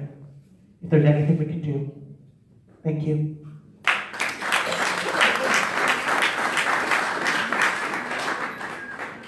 Good evening, everyone. My name is Eric Cox. I'm a longtime resident, also of Berkeley. I live right around the park. My parents migrated to Berkeley back in the 50s. Put it towards your mouth like ice cream. There you go. Okay. Yeah, like I said, my parents migrated to Berkeley back in the 50s. There you go. Is this good? That's good. Okay. I'm kissing the mic. My mother was a social worker. My dad was an electrical engineer. And they took pride in their community. My mother was involved with the San Pablo Park community. And she saw a vision for this neighborhood where it would be a real vibrant community, especially for the children. At one particular time, they thought about turning San Pablo Park into Berkeley High, because at that time, they didn't want to integrate Berkeley High. So then they came up with another idea that they were going to put a big swimming pool here and all kinds of other things. And my mother and other neighbors decided, no, we're going to have a park. So they got into developing plans to make San Pablo Park a recreation center that everyone can enjoy. The neighborhood was predominantly black because during the 50s, when our people came here, the whites left. The funny thing about it is I look around this room and I see a turnaround. Whites have come back to it. I moved out of Berkeley to save my son. My youngest son was running with all the wrong people. And we're talking about back in the late 90s. He was running with the wrong crowd, and he seemed to be going to funerals every week. So I decided I'm moving to Vallejo, because Berkeley's gotten kind of raw. I've been in Vallejo for about 18 years. When my father passed away, my brother asked me if I wanted to come back and take over the family home. At first I didn't, but then I decided, yeah, Berkeley is my community. This is where I was born and raised. When I got back here and I looked around and I saw that the faces had changed, I was shocked. Don't get me wrong, I'm not prejudiced, but growing up in a community that was predominantly black, I was like, wow, this is gonna take some getting used to. But the thing is when I was growing up, we had programs, athletics, arts and crafts, right over here in this center. We had boxing. We had all kinds of stuff. Theater, you know. Berkeley was a wonderful place. This neighborhood was a middle-class black neighborhood. Our parents worked. My dad worked up at UC Berkeley, Lawrence Radiation Laboratory. My mother was a social worker for the City of Berkeley.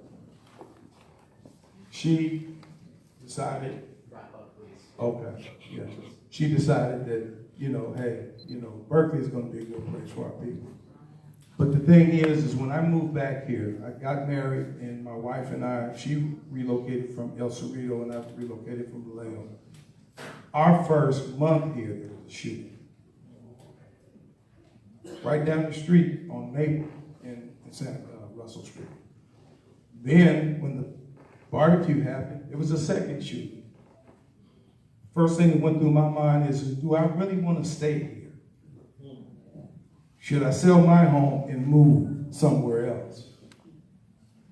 And then I thought about it. You know what? I'm not leaving here. This is my home. And even though the neighborhood has changed, it's still my home. I have grandchildren that play at this park. My thing is this.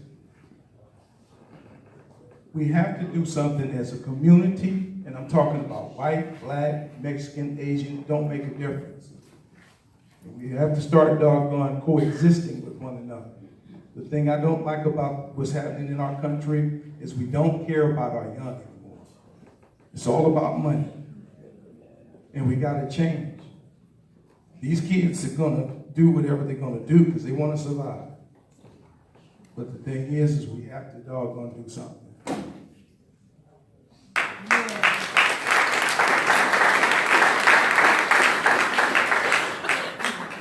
Good evening, neighbors. Can you hear me? Okay. Yes. Good evening, neighbors. I'll use my outdoor voice. I just had a couple of quick questions. I came a little late, but how many parents in the room? How many what? Parents. How many parents we have? Okay, so Saturday shooting, I was at work, and my son and his friend was at the basketball court.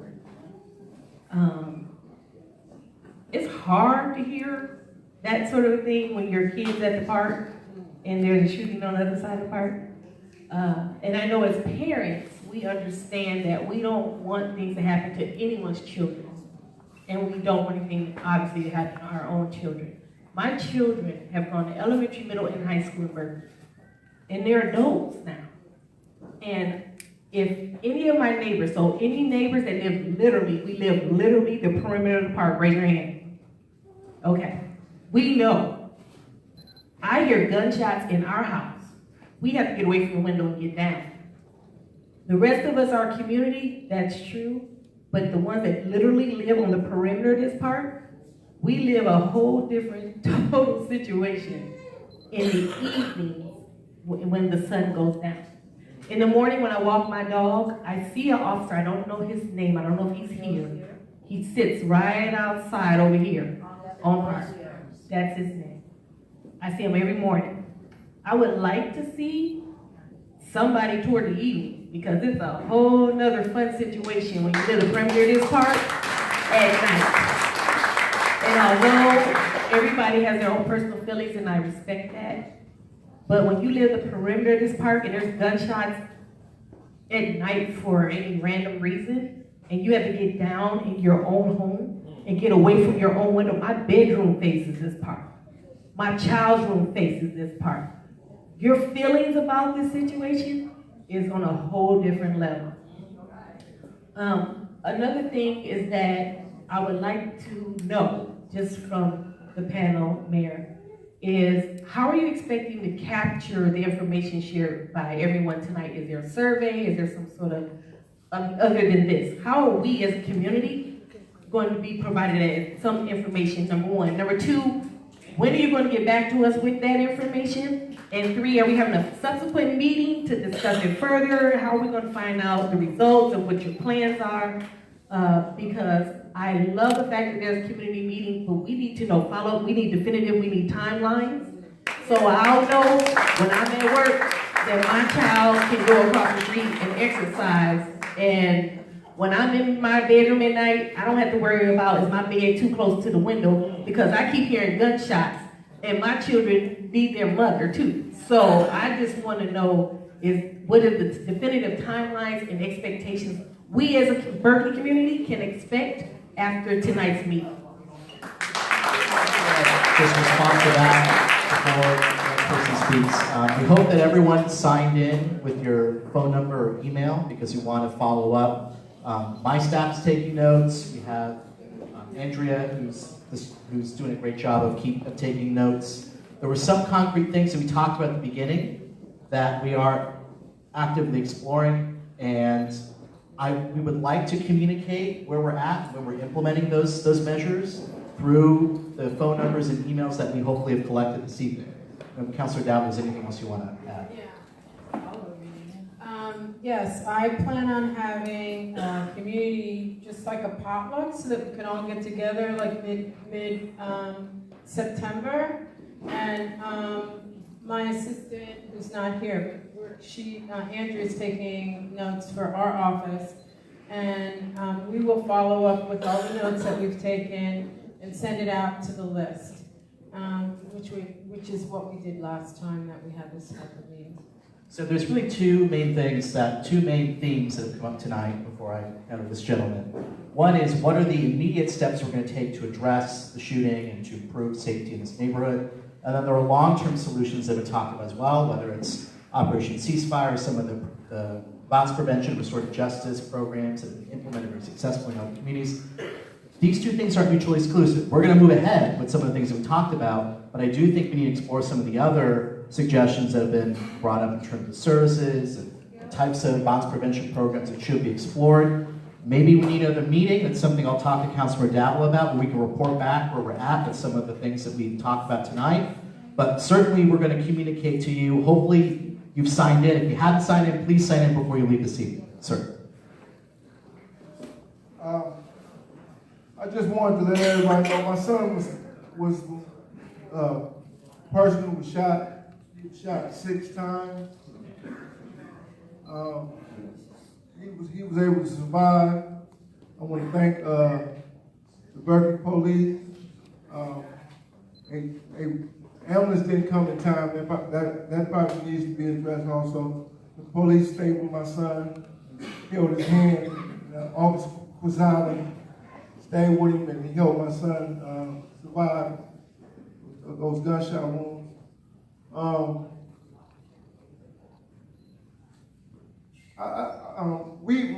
My family, we don't believe that nobody in Berkeley did it. I know everybody, so I don't want, every situation is different. I grew up on the waterfront, so but I want also justice for AG. Their grandmothers. My mother took care of my son Elijah. She's a nice woman, and I understand their family pain. But it's a lot of people that, as people, we got to come together. We live in some terrible times all over the world, not just in Berkeley. And we got a president who's, he's in himself. So we got to understand it, but we got to do more to help each other. Instead of just putting each other down, or we have people come here and, hey, we're going to do this and we're going to do that. I mean, come on, man. And, I just thank everybody for, just caring about my son and also other people that got shot. Just hopefully we can be the Berkeley that we used to be, when we came up. I grew up, my mother lived on Ashby, I went to Emerson, Malcolm X, went back to Richmond. People with the ceasefire, I grew up with Drake. He just passed. He's my age, I'm 53 years old. So I came back, hang out on the waterfront, Vaughn, Officer Burgood, who made BYA, who his efforts, he's a white man, you know what I mean?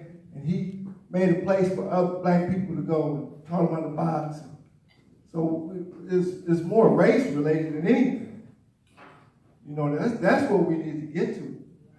And fund and do something for these kids in 8th, this in the 6th grade, this in the 7th grade, before they grow up and want to be in the game. And put them together. The guys from Waterfront and the guys from the South, and go to the Warriors game. Because you got these people getting too much money who work for the city, who get making $200,000 or $300,000, and they ain't doing nothing with it. They're not helping nobody. And y'all wondering what's going on. There's a disconnect in the community because Berkeley, these guys are getting $200,000 or $300,000, and A and O was working at Gap, and they didn't work there anymore. And the kids are not, so I mean, you got to call it what it is. So we need to come together as people and care more about each other. Thank you.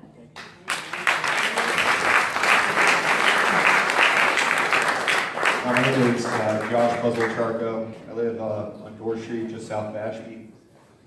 First thing I wanted to say to that man who just spoke is I'm so glad to hear that your son's okay. Because I've got a little boy, and I have 2 little boys, and I was at that park on Saturday, and it's but the grace of God that wasn't my son that was shot. And I'm legitimately scared. Like I said, I've lived here for 10 years. And it's hard for me to think about bringing my kids to San Pablo Park on Saturday afternoon. It's a park. And I'm scared to bring them right now. I had a couple of questions, though. The first was that I know that we don't have enough police. And so I want to know from our elected officials what you're going to do to get those numbers up. Because we have about 70% of the staffing that we need. And the second question I have is, what are you going to do to support them? Because I've been to a couple of city council meetings, and the vitriol that I've heard directed at our police is something that I wouldn't want to hear. So I want to hear from you what you're going to do to support our police as they're trying to get their staffing up and get the bike patrol, to get people walking our streets. And the last thing I want to do is I want to thank all the cops that are here today.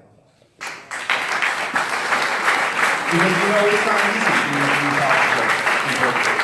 I've heard what you said to you at those meetings, and I want you to know that every time I've needed a police officer, you've been there. I also got chased down my street the other day by a crazy driver. It's a residential street. I was driving 50 miles an hour and he tried to pass me. I'm 50 miles an hour. The guy followed me onto Dorr Street. He followed me. I pulled over. He got out of his car and approached my car. And I pulled out. And he tried to pass me on my street. Dorr is narrow. I almost killed myself. And I didn't have much to tell the cops that night because it was so scary. I saw he was, late 20s. He was African American. It was a short car. I didn't have anything else to say, but I said I thought I should still call him.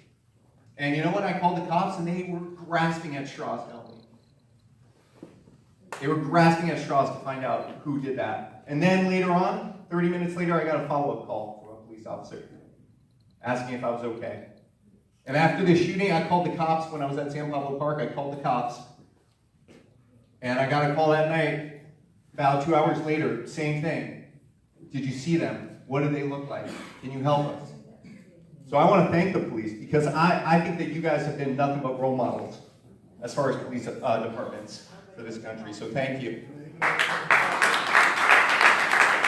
So just very briefly in response to the questions that were posed, and I'm very sorry about that. I think your support of our police department. And with respect to the issue of staffing, the City Council has just approved a new contract with the Berkeley Police Association and make sure wages and benefits are competitive so that we can attract new officers. There's efforts to develop a recruitment and retention package to try to bring more officers in. The Council is very supportive of the efforts that the Chief and the Department are engaged in to increase staffing. Obviously, it's challenging in Berkeley and any other law enforcement agency to get new police officers. But there is active effort to try to recruit more officers in our department. And that's something I'm committed to doing anything I can, whether it's through our budget, Nancy, please, whether it's through appropriations, whether it's through, Nancy, please, Nancy, you spoke, thank you very much. Whether it's through appropriations or whether it's through any moral support that we can provide to support the department to increase staffing. And I certainly have supported many different policies, tools to increase resources for our police department this past year. That's something I will continue to do. I think we have one of the most progressive and forward-thinking police departments in the country, and a department that's committed to continuing to improve service in our communities. So you have my commitment. I appreciate the work the chief has been engaged in to increase staffing and to deploy our resources as effective as we can with the number of police officers we have right now. Cheryl, answer the question. We're going to get to Cheryl. We're here with Cheryl. You need to answer that question. What are you doing to help?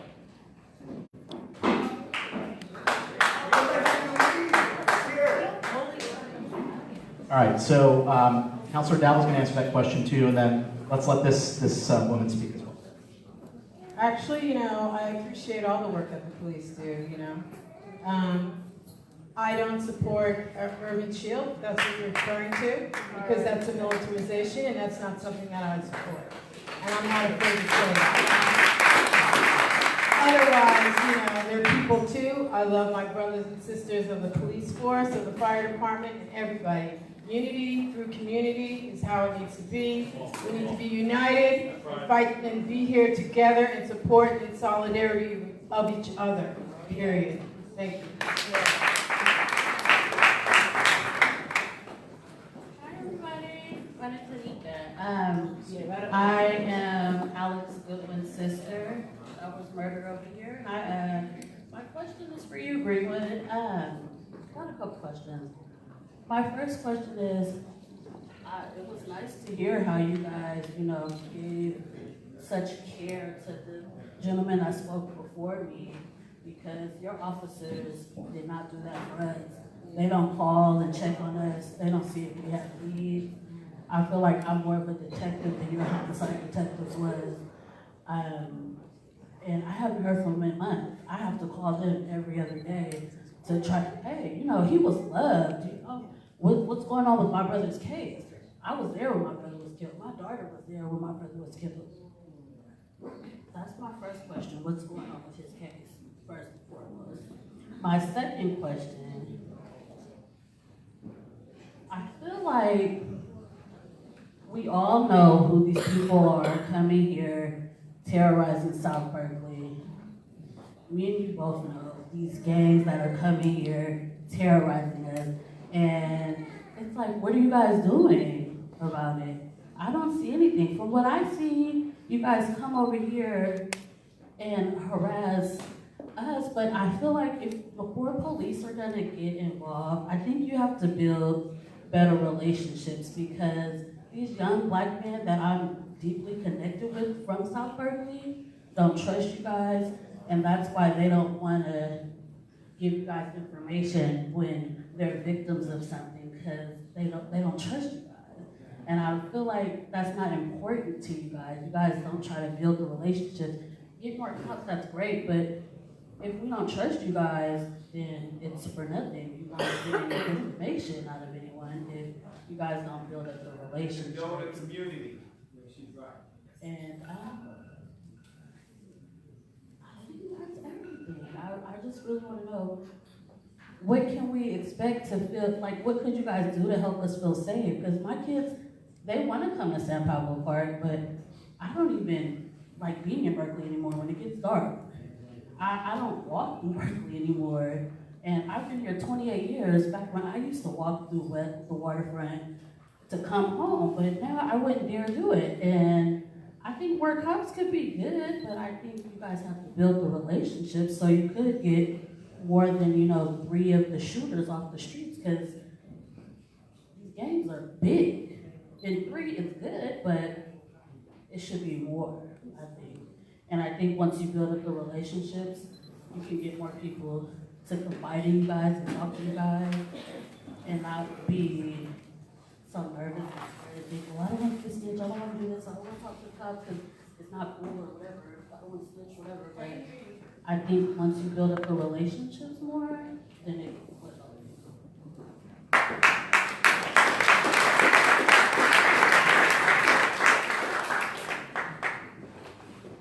I just have a quick question. My name is Kamika, and I'm the mother of Alex A.G., who was murdered August 2016. So I'm just totally giving up hope that they're going to solve this case. So that's not why I'm here. I want to know, are they having meetings like this over on the waterfront? Because let's just be real, the waterfront is the one who killed my child. They're the ones that are shooting this past weekend, on the 18th, and they've been doing all these shootings. So is there any type of town hall meetings happening in their district so they can start to heal, so they won't keep coming over here, just tearing us down? There's no way that we can heal when every week someone's getting shot that's in our circle. You know, we try to heal, then someone got killed after my son. We try to heal, then my son's friend got shot. We try to heal, then another friend got shot. We try to heal, then last weekend, Shaka's son got shot here in the park. So it's like, we can't heal with all this going on. So I'm just wondering, I don't know if it's for Ms. Davila or you, Mayor, are they having town hall meetings in West Berkeley? And if they need some help constructing it, I can definitely play my part. It triggers me to go over there, but my friend works for BYA. So that could be a space that they can have some type of healing circle. There's not any meeting scheduled, but I think we'd love to work with you on that. And please reach out to my office, and we'd love to partner with you on that. So. Hi, my name is Marcel. I live on Matthews. You're all very patient. Thank you. I'll try to be quick. A long-term thing and a short-term thing. People spoke about the programs that were here when they were growing up, and I'm sure that's true. And let's remember, white conservative Californians passed Proposition 13 in the 1970s that decimated public schools, decimated funding for programs. Long term, we've got to change that. But, I think we will, but by then, I fear that many of my African American neighbors will be gone. That's what's happening. So, short term, I do really hope that Berkeley will direct more resources to this neighborhood. I really hope you provide what you can for programs for young people.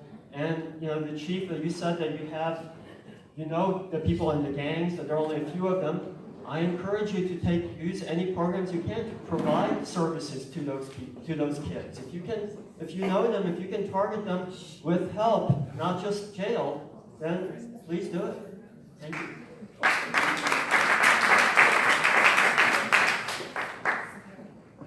Good evening. My name is Sharon Kidd, and I'm from the neighborhood. I grew up at 1232 Oregon Street, next to the church.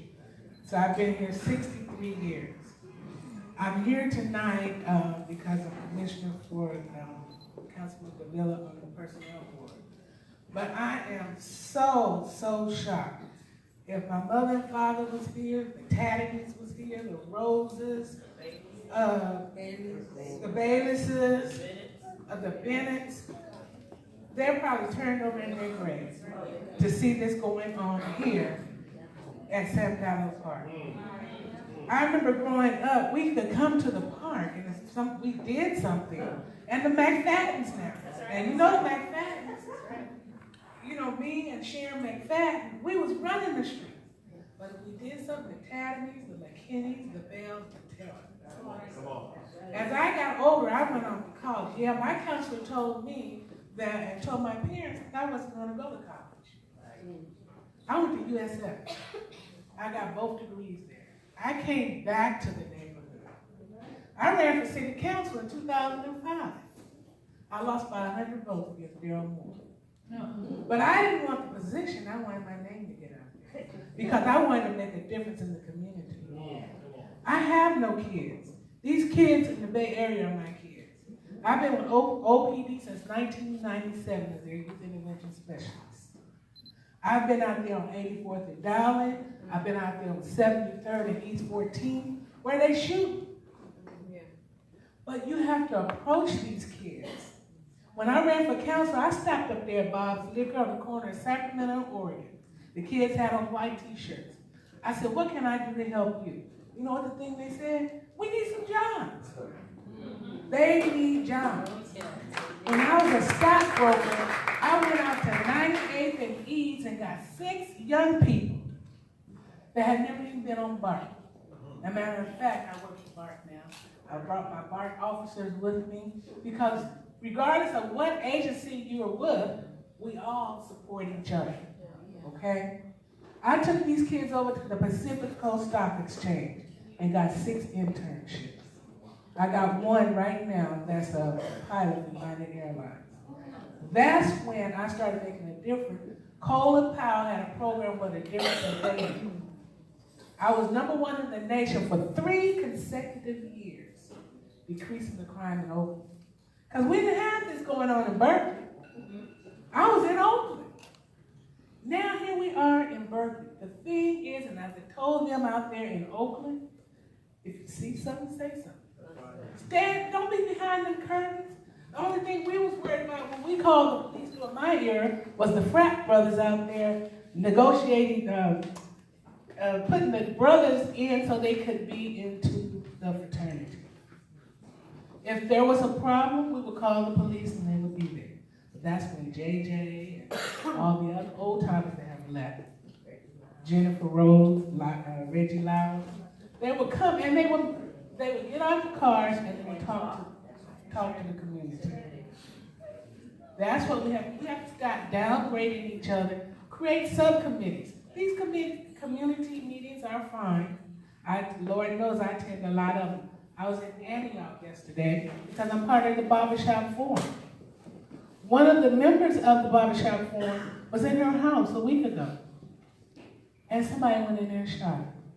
Because she's a community advocate. So it's happening all over. Regardless if you brown, black, or white. Yeah, my neighborhood was predominantly black. But we had, forget the lady's name across the street. She was mean as hell. But we loved her. Gladys, that was her name, Gladys. But I said this to say this. Now my officer said we have to go. That you guys got to work together. When certain things was being said, I turned around and looked at some of the facial expressions back there. Some of the people got red. If you know, I wish my parents bought their house in 1943. I couldn't keep the house no more because the taxes was $8,000. And I have a niece-little brother who wouldn't even help me. So I had to let the house go. But if I get opportunity, I'm going to get back somewhere around here in South Berkeley. Come on, man. Okay? Because we need help and we need the people that's from here to come back to show you how it used to be.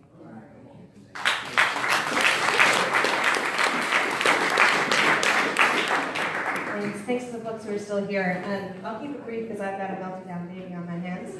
I apologize, she only has 1 volume, so that's been us outside. My name is Dr. April Zad. I'm a pediatrician. I've had the privilege of serving this community for my entire career, 8 years here at Children's Hospital in Oakland. I have some real concerns, not just about the folks who are involved and obviously the people who were injured last week, but the kids who are in the park.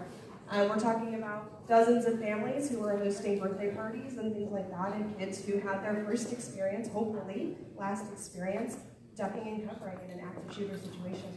As I was walking home, because I actually turned back because I heard a mom explaining to her daughter, who was about 7 years old, what to do in an active shooter situation, and it kind of broke my heart. So what I want to hear from our community is to understand what we're going to be doing to invest in the kids who were there. The kids who actually saw this happen and who are now going to have to process this trauma. Because we know, as professionals, anyone else who works with kids knows that adverse childhood experiences, like being exposed to gunshots in your public park, affect not only that child's mental and behavioral health in the immediate years following the event, but also their adult physical health outcomes, thanks to the ACEs studies published years ago. So I want to hear sort of what kind of investments we're going to place in our community, for our kids in our schools, and not just high schools, and not just getting kids jobs, because obviously that is a part of the solution, but the younger kids who are exposed to this trauma, and what we're going to do about those kids, and how we're going to invest in their processing of this situation, to make sure that this cycle of violence can end earlier than the kids who are in high school, who are committing, some of them who are committing crimes as well.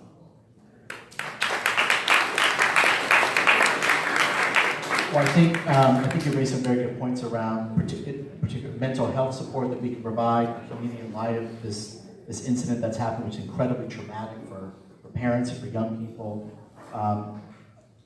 I'm not the Berkeley Unified School District, but there is an effort to really increase trauma-informed care programs in the district, not just at middle schools, but I think we need it in the high schools as well. And I've heard a lot of great ideas around additional job programs, recreation programs, ways that we can further engage the police with the community, things that we used to do that we aren't doing currently. So I think we want to take all that information, talk, and think about how we can further enhance the resources and opportunities that we have for young people, because I agree that ultimately we need to do what we can to provide opportunities so that we can break this cycle of violence in the prison pipeline. So I don't have an answer specifically, other than that, I hear, Nancy, other than that, there are a lot of great ideas that we will take and that we will further consider to work on. We have an answer for this month. Okay. One of the things that we do in the park is a sing-along. My field is educational anthropology, and we study brain development in the first 6 years, and one of the best ways for people in general, but especially kids, to process is through song. And I am willing are you guys willing to help organize? Yeah. So we have 3 people in the room right now who have this expertise, who are willing to organize sing-alongs, and other things where the young children who were there can process what happened in the park. So we are, I think, at 8:45. I want to make sure that everyone who wanted to speak and who wanted to share ideas had the opportunity. So is there anyone else that wanted to share anything, any ideas, particular questions before we wrap up? Sure, why don't you, people can come this way, that'd be great. A lot of these same concerns were raised 2 years ago when this happened. We talked a lot 2 years ago about community resources, things that were going to help. And by 2 years ago, you mean 2017 or 2016? We were in the same meeting 2 years ago. We talked a lot about ceasefire. We talked a lot about community programs for the youth. That was 2 years ago. What has been done in the last 2 years? We're talking about what we're going to do now to implement those things. But what has been done in the last 2 years since we've had the same meeting when Alex Goodwin lost his life? What has been done since then to increase these community programs and resources for the youth?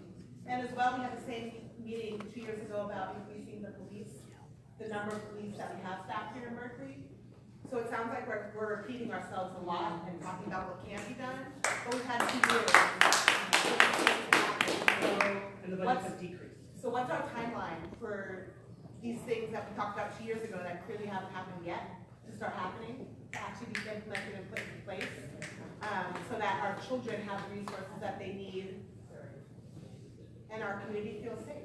What's happening? So I was not mayor 2 years ago, just want to be clear. Councilor Davila was not on the city council 2 years ago, and if the commitments were made and they weren't followed through, I apologize for that. But this is something that I take very seriously. I think that's why we have the police department here, our deputy city manager. We're gathering all this input. I can't give you a specific date, other than that you have our commitment that we're actually going to work on this. And if we don't work on this, you know how to hold us accountable. So that's why we're here. That's why we're here to listen. And we need to not just work on how do we make the park safe, but how do we invest in long-term programs and resources and opportunities so that we don't keep having this conversation every 2 years. So I hear you.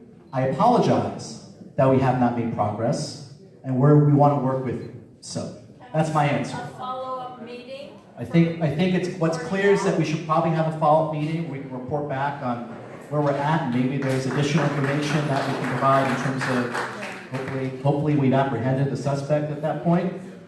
So we'll talk, Councilor Davila and I, and city staff, but please, hopefully you've signed in with your phone number and email so we can stay in touch with you. Ben. I just wanted to be really quick. My name is Carrie Devsat, and I'm the CERT District Coordinator for this area. I was just really heartened a few weeks ago. I want to kind of bring a little lightness into this because National Night Out, I looked at the map of our neighborhood and we were out there. People were out on their blocks, getting to know each other, having potlucks. Thank you, Councilwoman Davila, for coming out. Thank you for the police coming out. Thank you for the fire. Just wanted to say that this community is fantastic and we just have to be together. And the first thing about CERT is getting to know your neighbor. If we don't know our neighbors, we're sunk. Just want to make sure if there's anyone else who wanted to offer comments, ideas before we wrap up. Oh yes, good point. So, September 7th. Lion King, I think, on Friday the 7th. I'm not sure of the time, but there's probably information here that we can find out. Also, I just wanted to thank everyone, thank the panel. Pastor McBride had to leave. He's flying to South Africa, so he had to catch a flight. And I wanted to thank Sam Vaughn, thank Paul Buddenhagen and Chief Greenwood, and the mayor, Andrea, for taking notes. Thank you all for being here. I'm gonna have a community potluck mid-September. At the end of October, probably around the 20th, we're gonna have a emergency preparedness fair with a bunch of different organizations. So look for that. And I'll be meeting with the preschool teachers this week also to talk about what happened last Saturday or a week ago on the 18th. So thank you again and have a blessed evening. So I just want to thank everyone for coming. Obviously this is an issue of significance to us and to city staff. There are a lot of great ideas. Please sign in if you have not signed in so we can be in touch. And I think we need to have another meeting so we can report out on some of the ideas that we suggested. And thank you very much. One additional note, everybody, is UC Berkeley students, Go Bears, class of 1982, aren't here tonight, but I was part of Break the Cycle with Ronnie Stevenson. The Bridge program, if you could make a note, South Person, I think it was up in it's called the Bridge program at UC Berkeley Public Service Center to get mentors from Cal to come down to the community work with young people. You already work with them?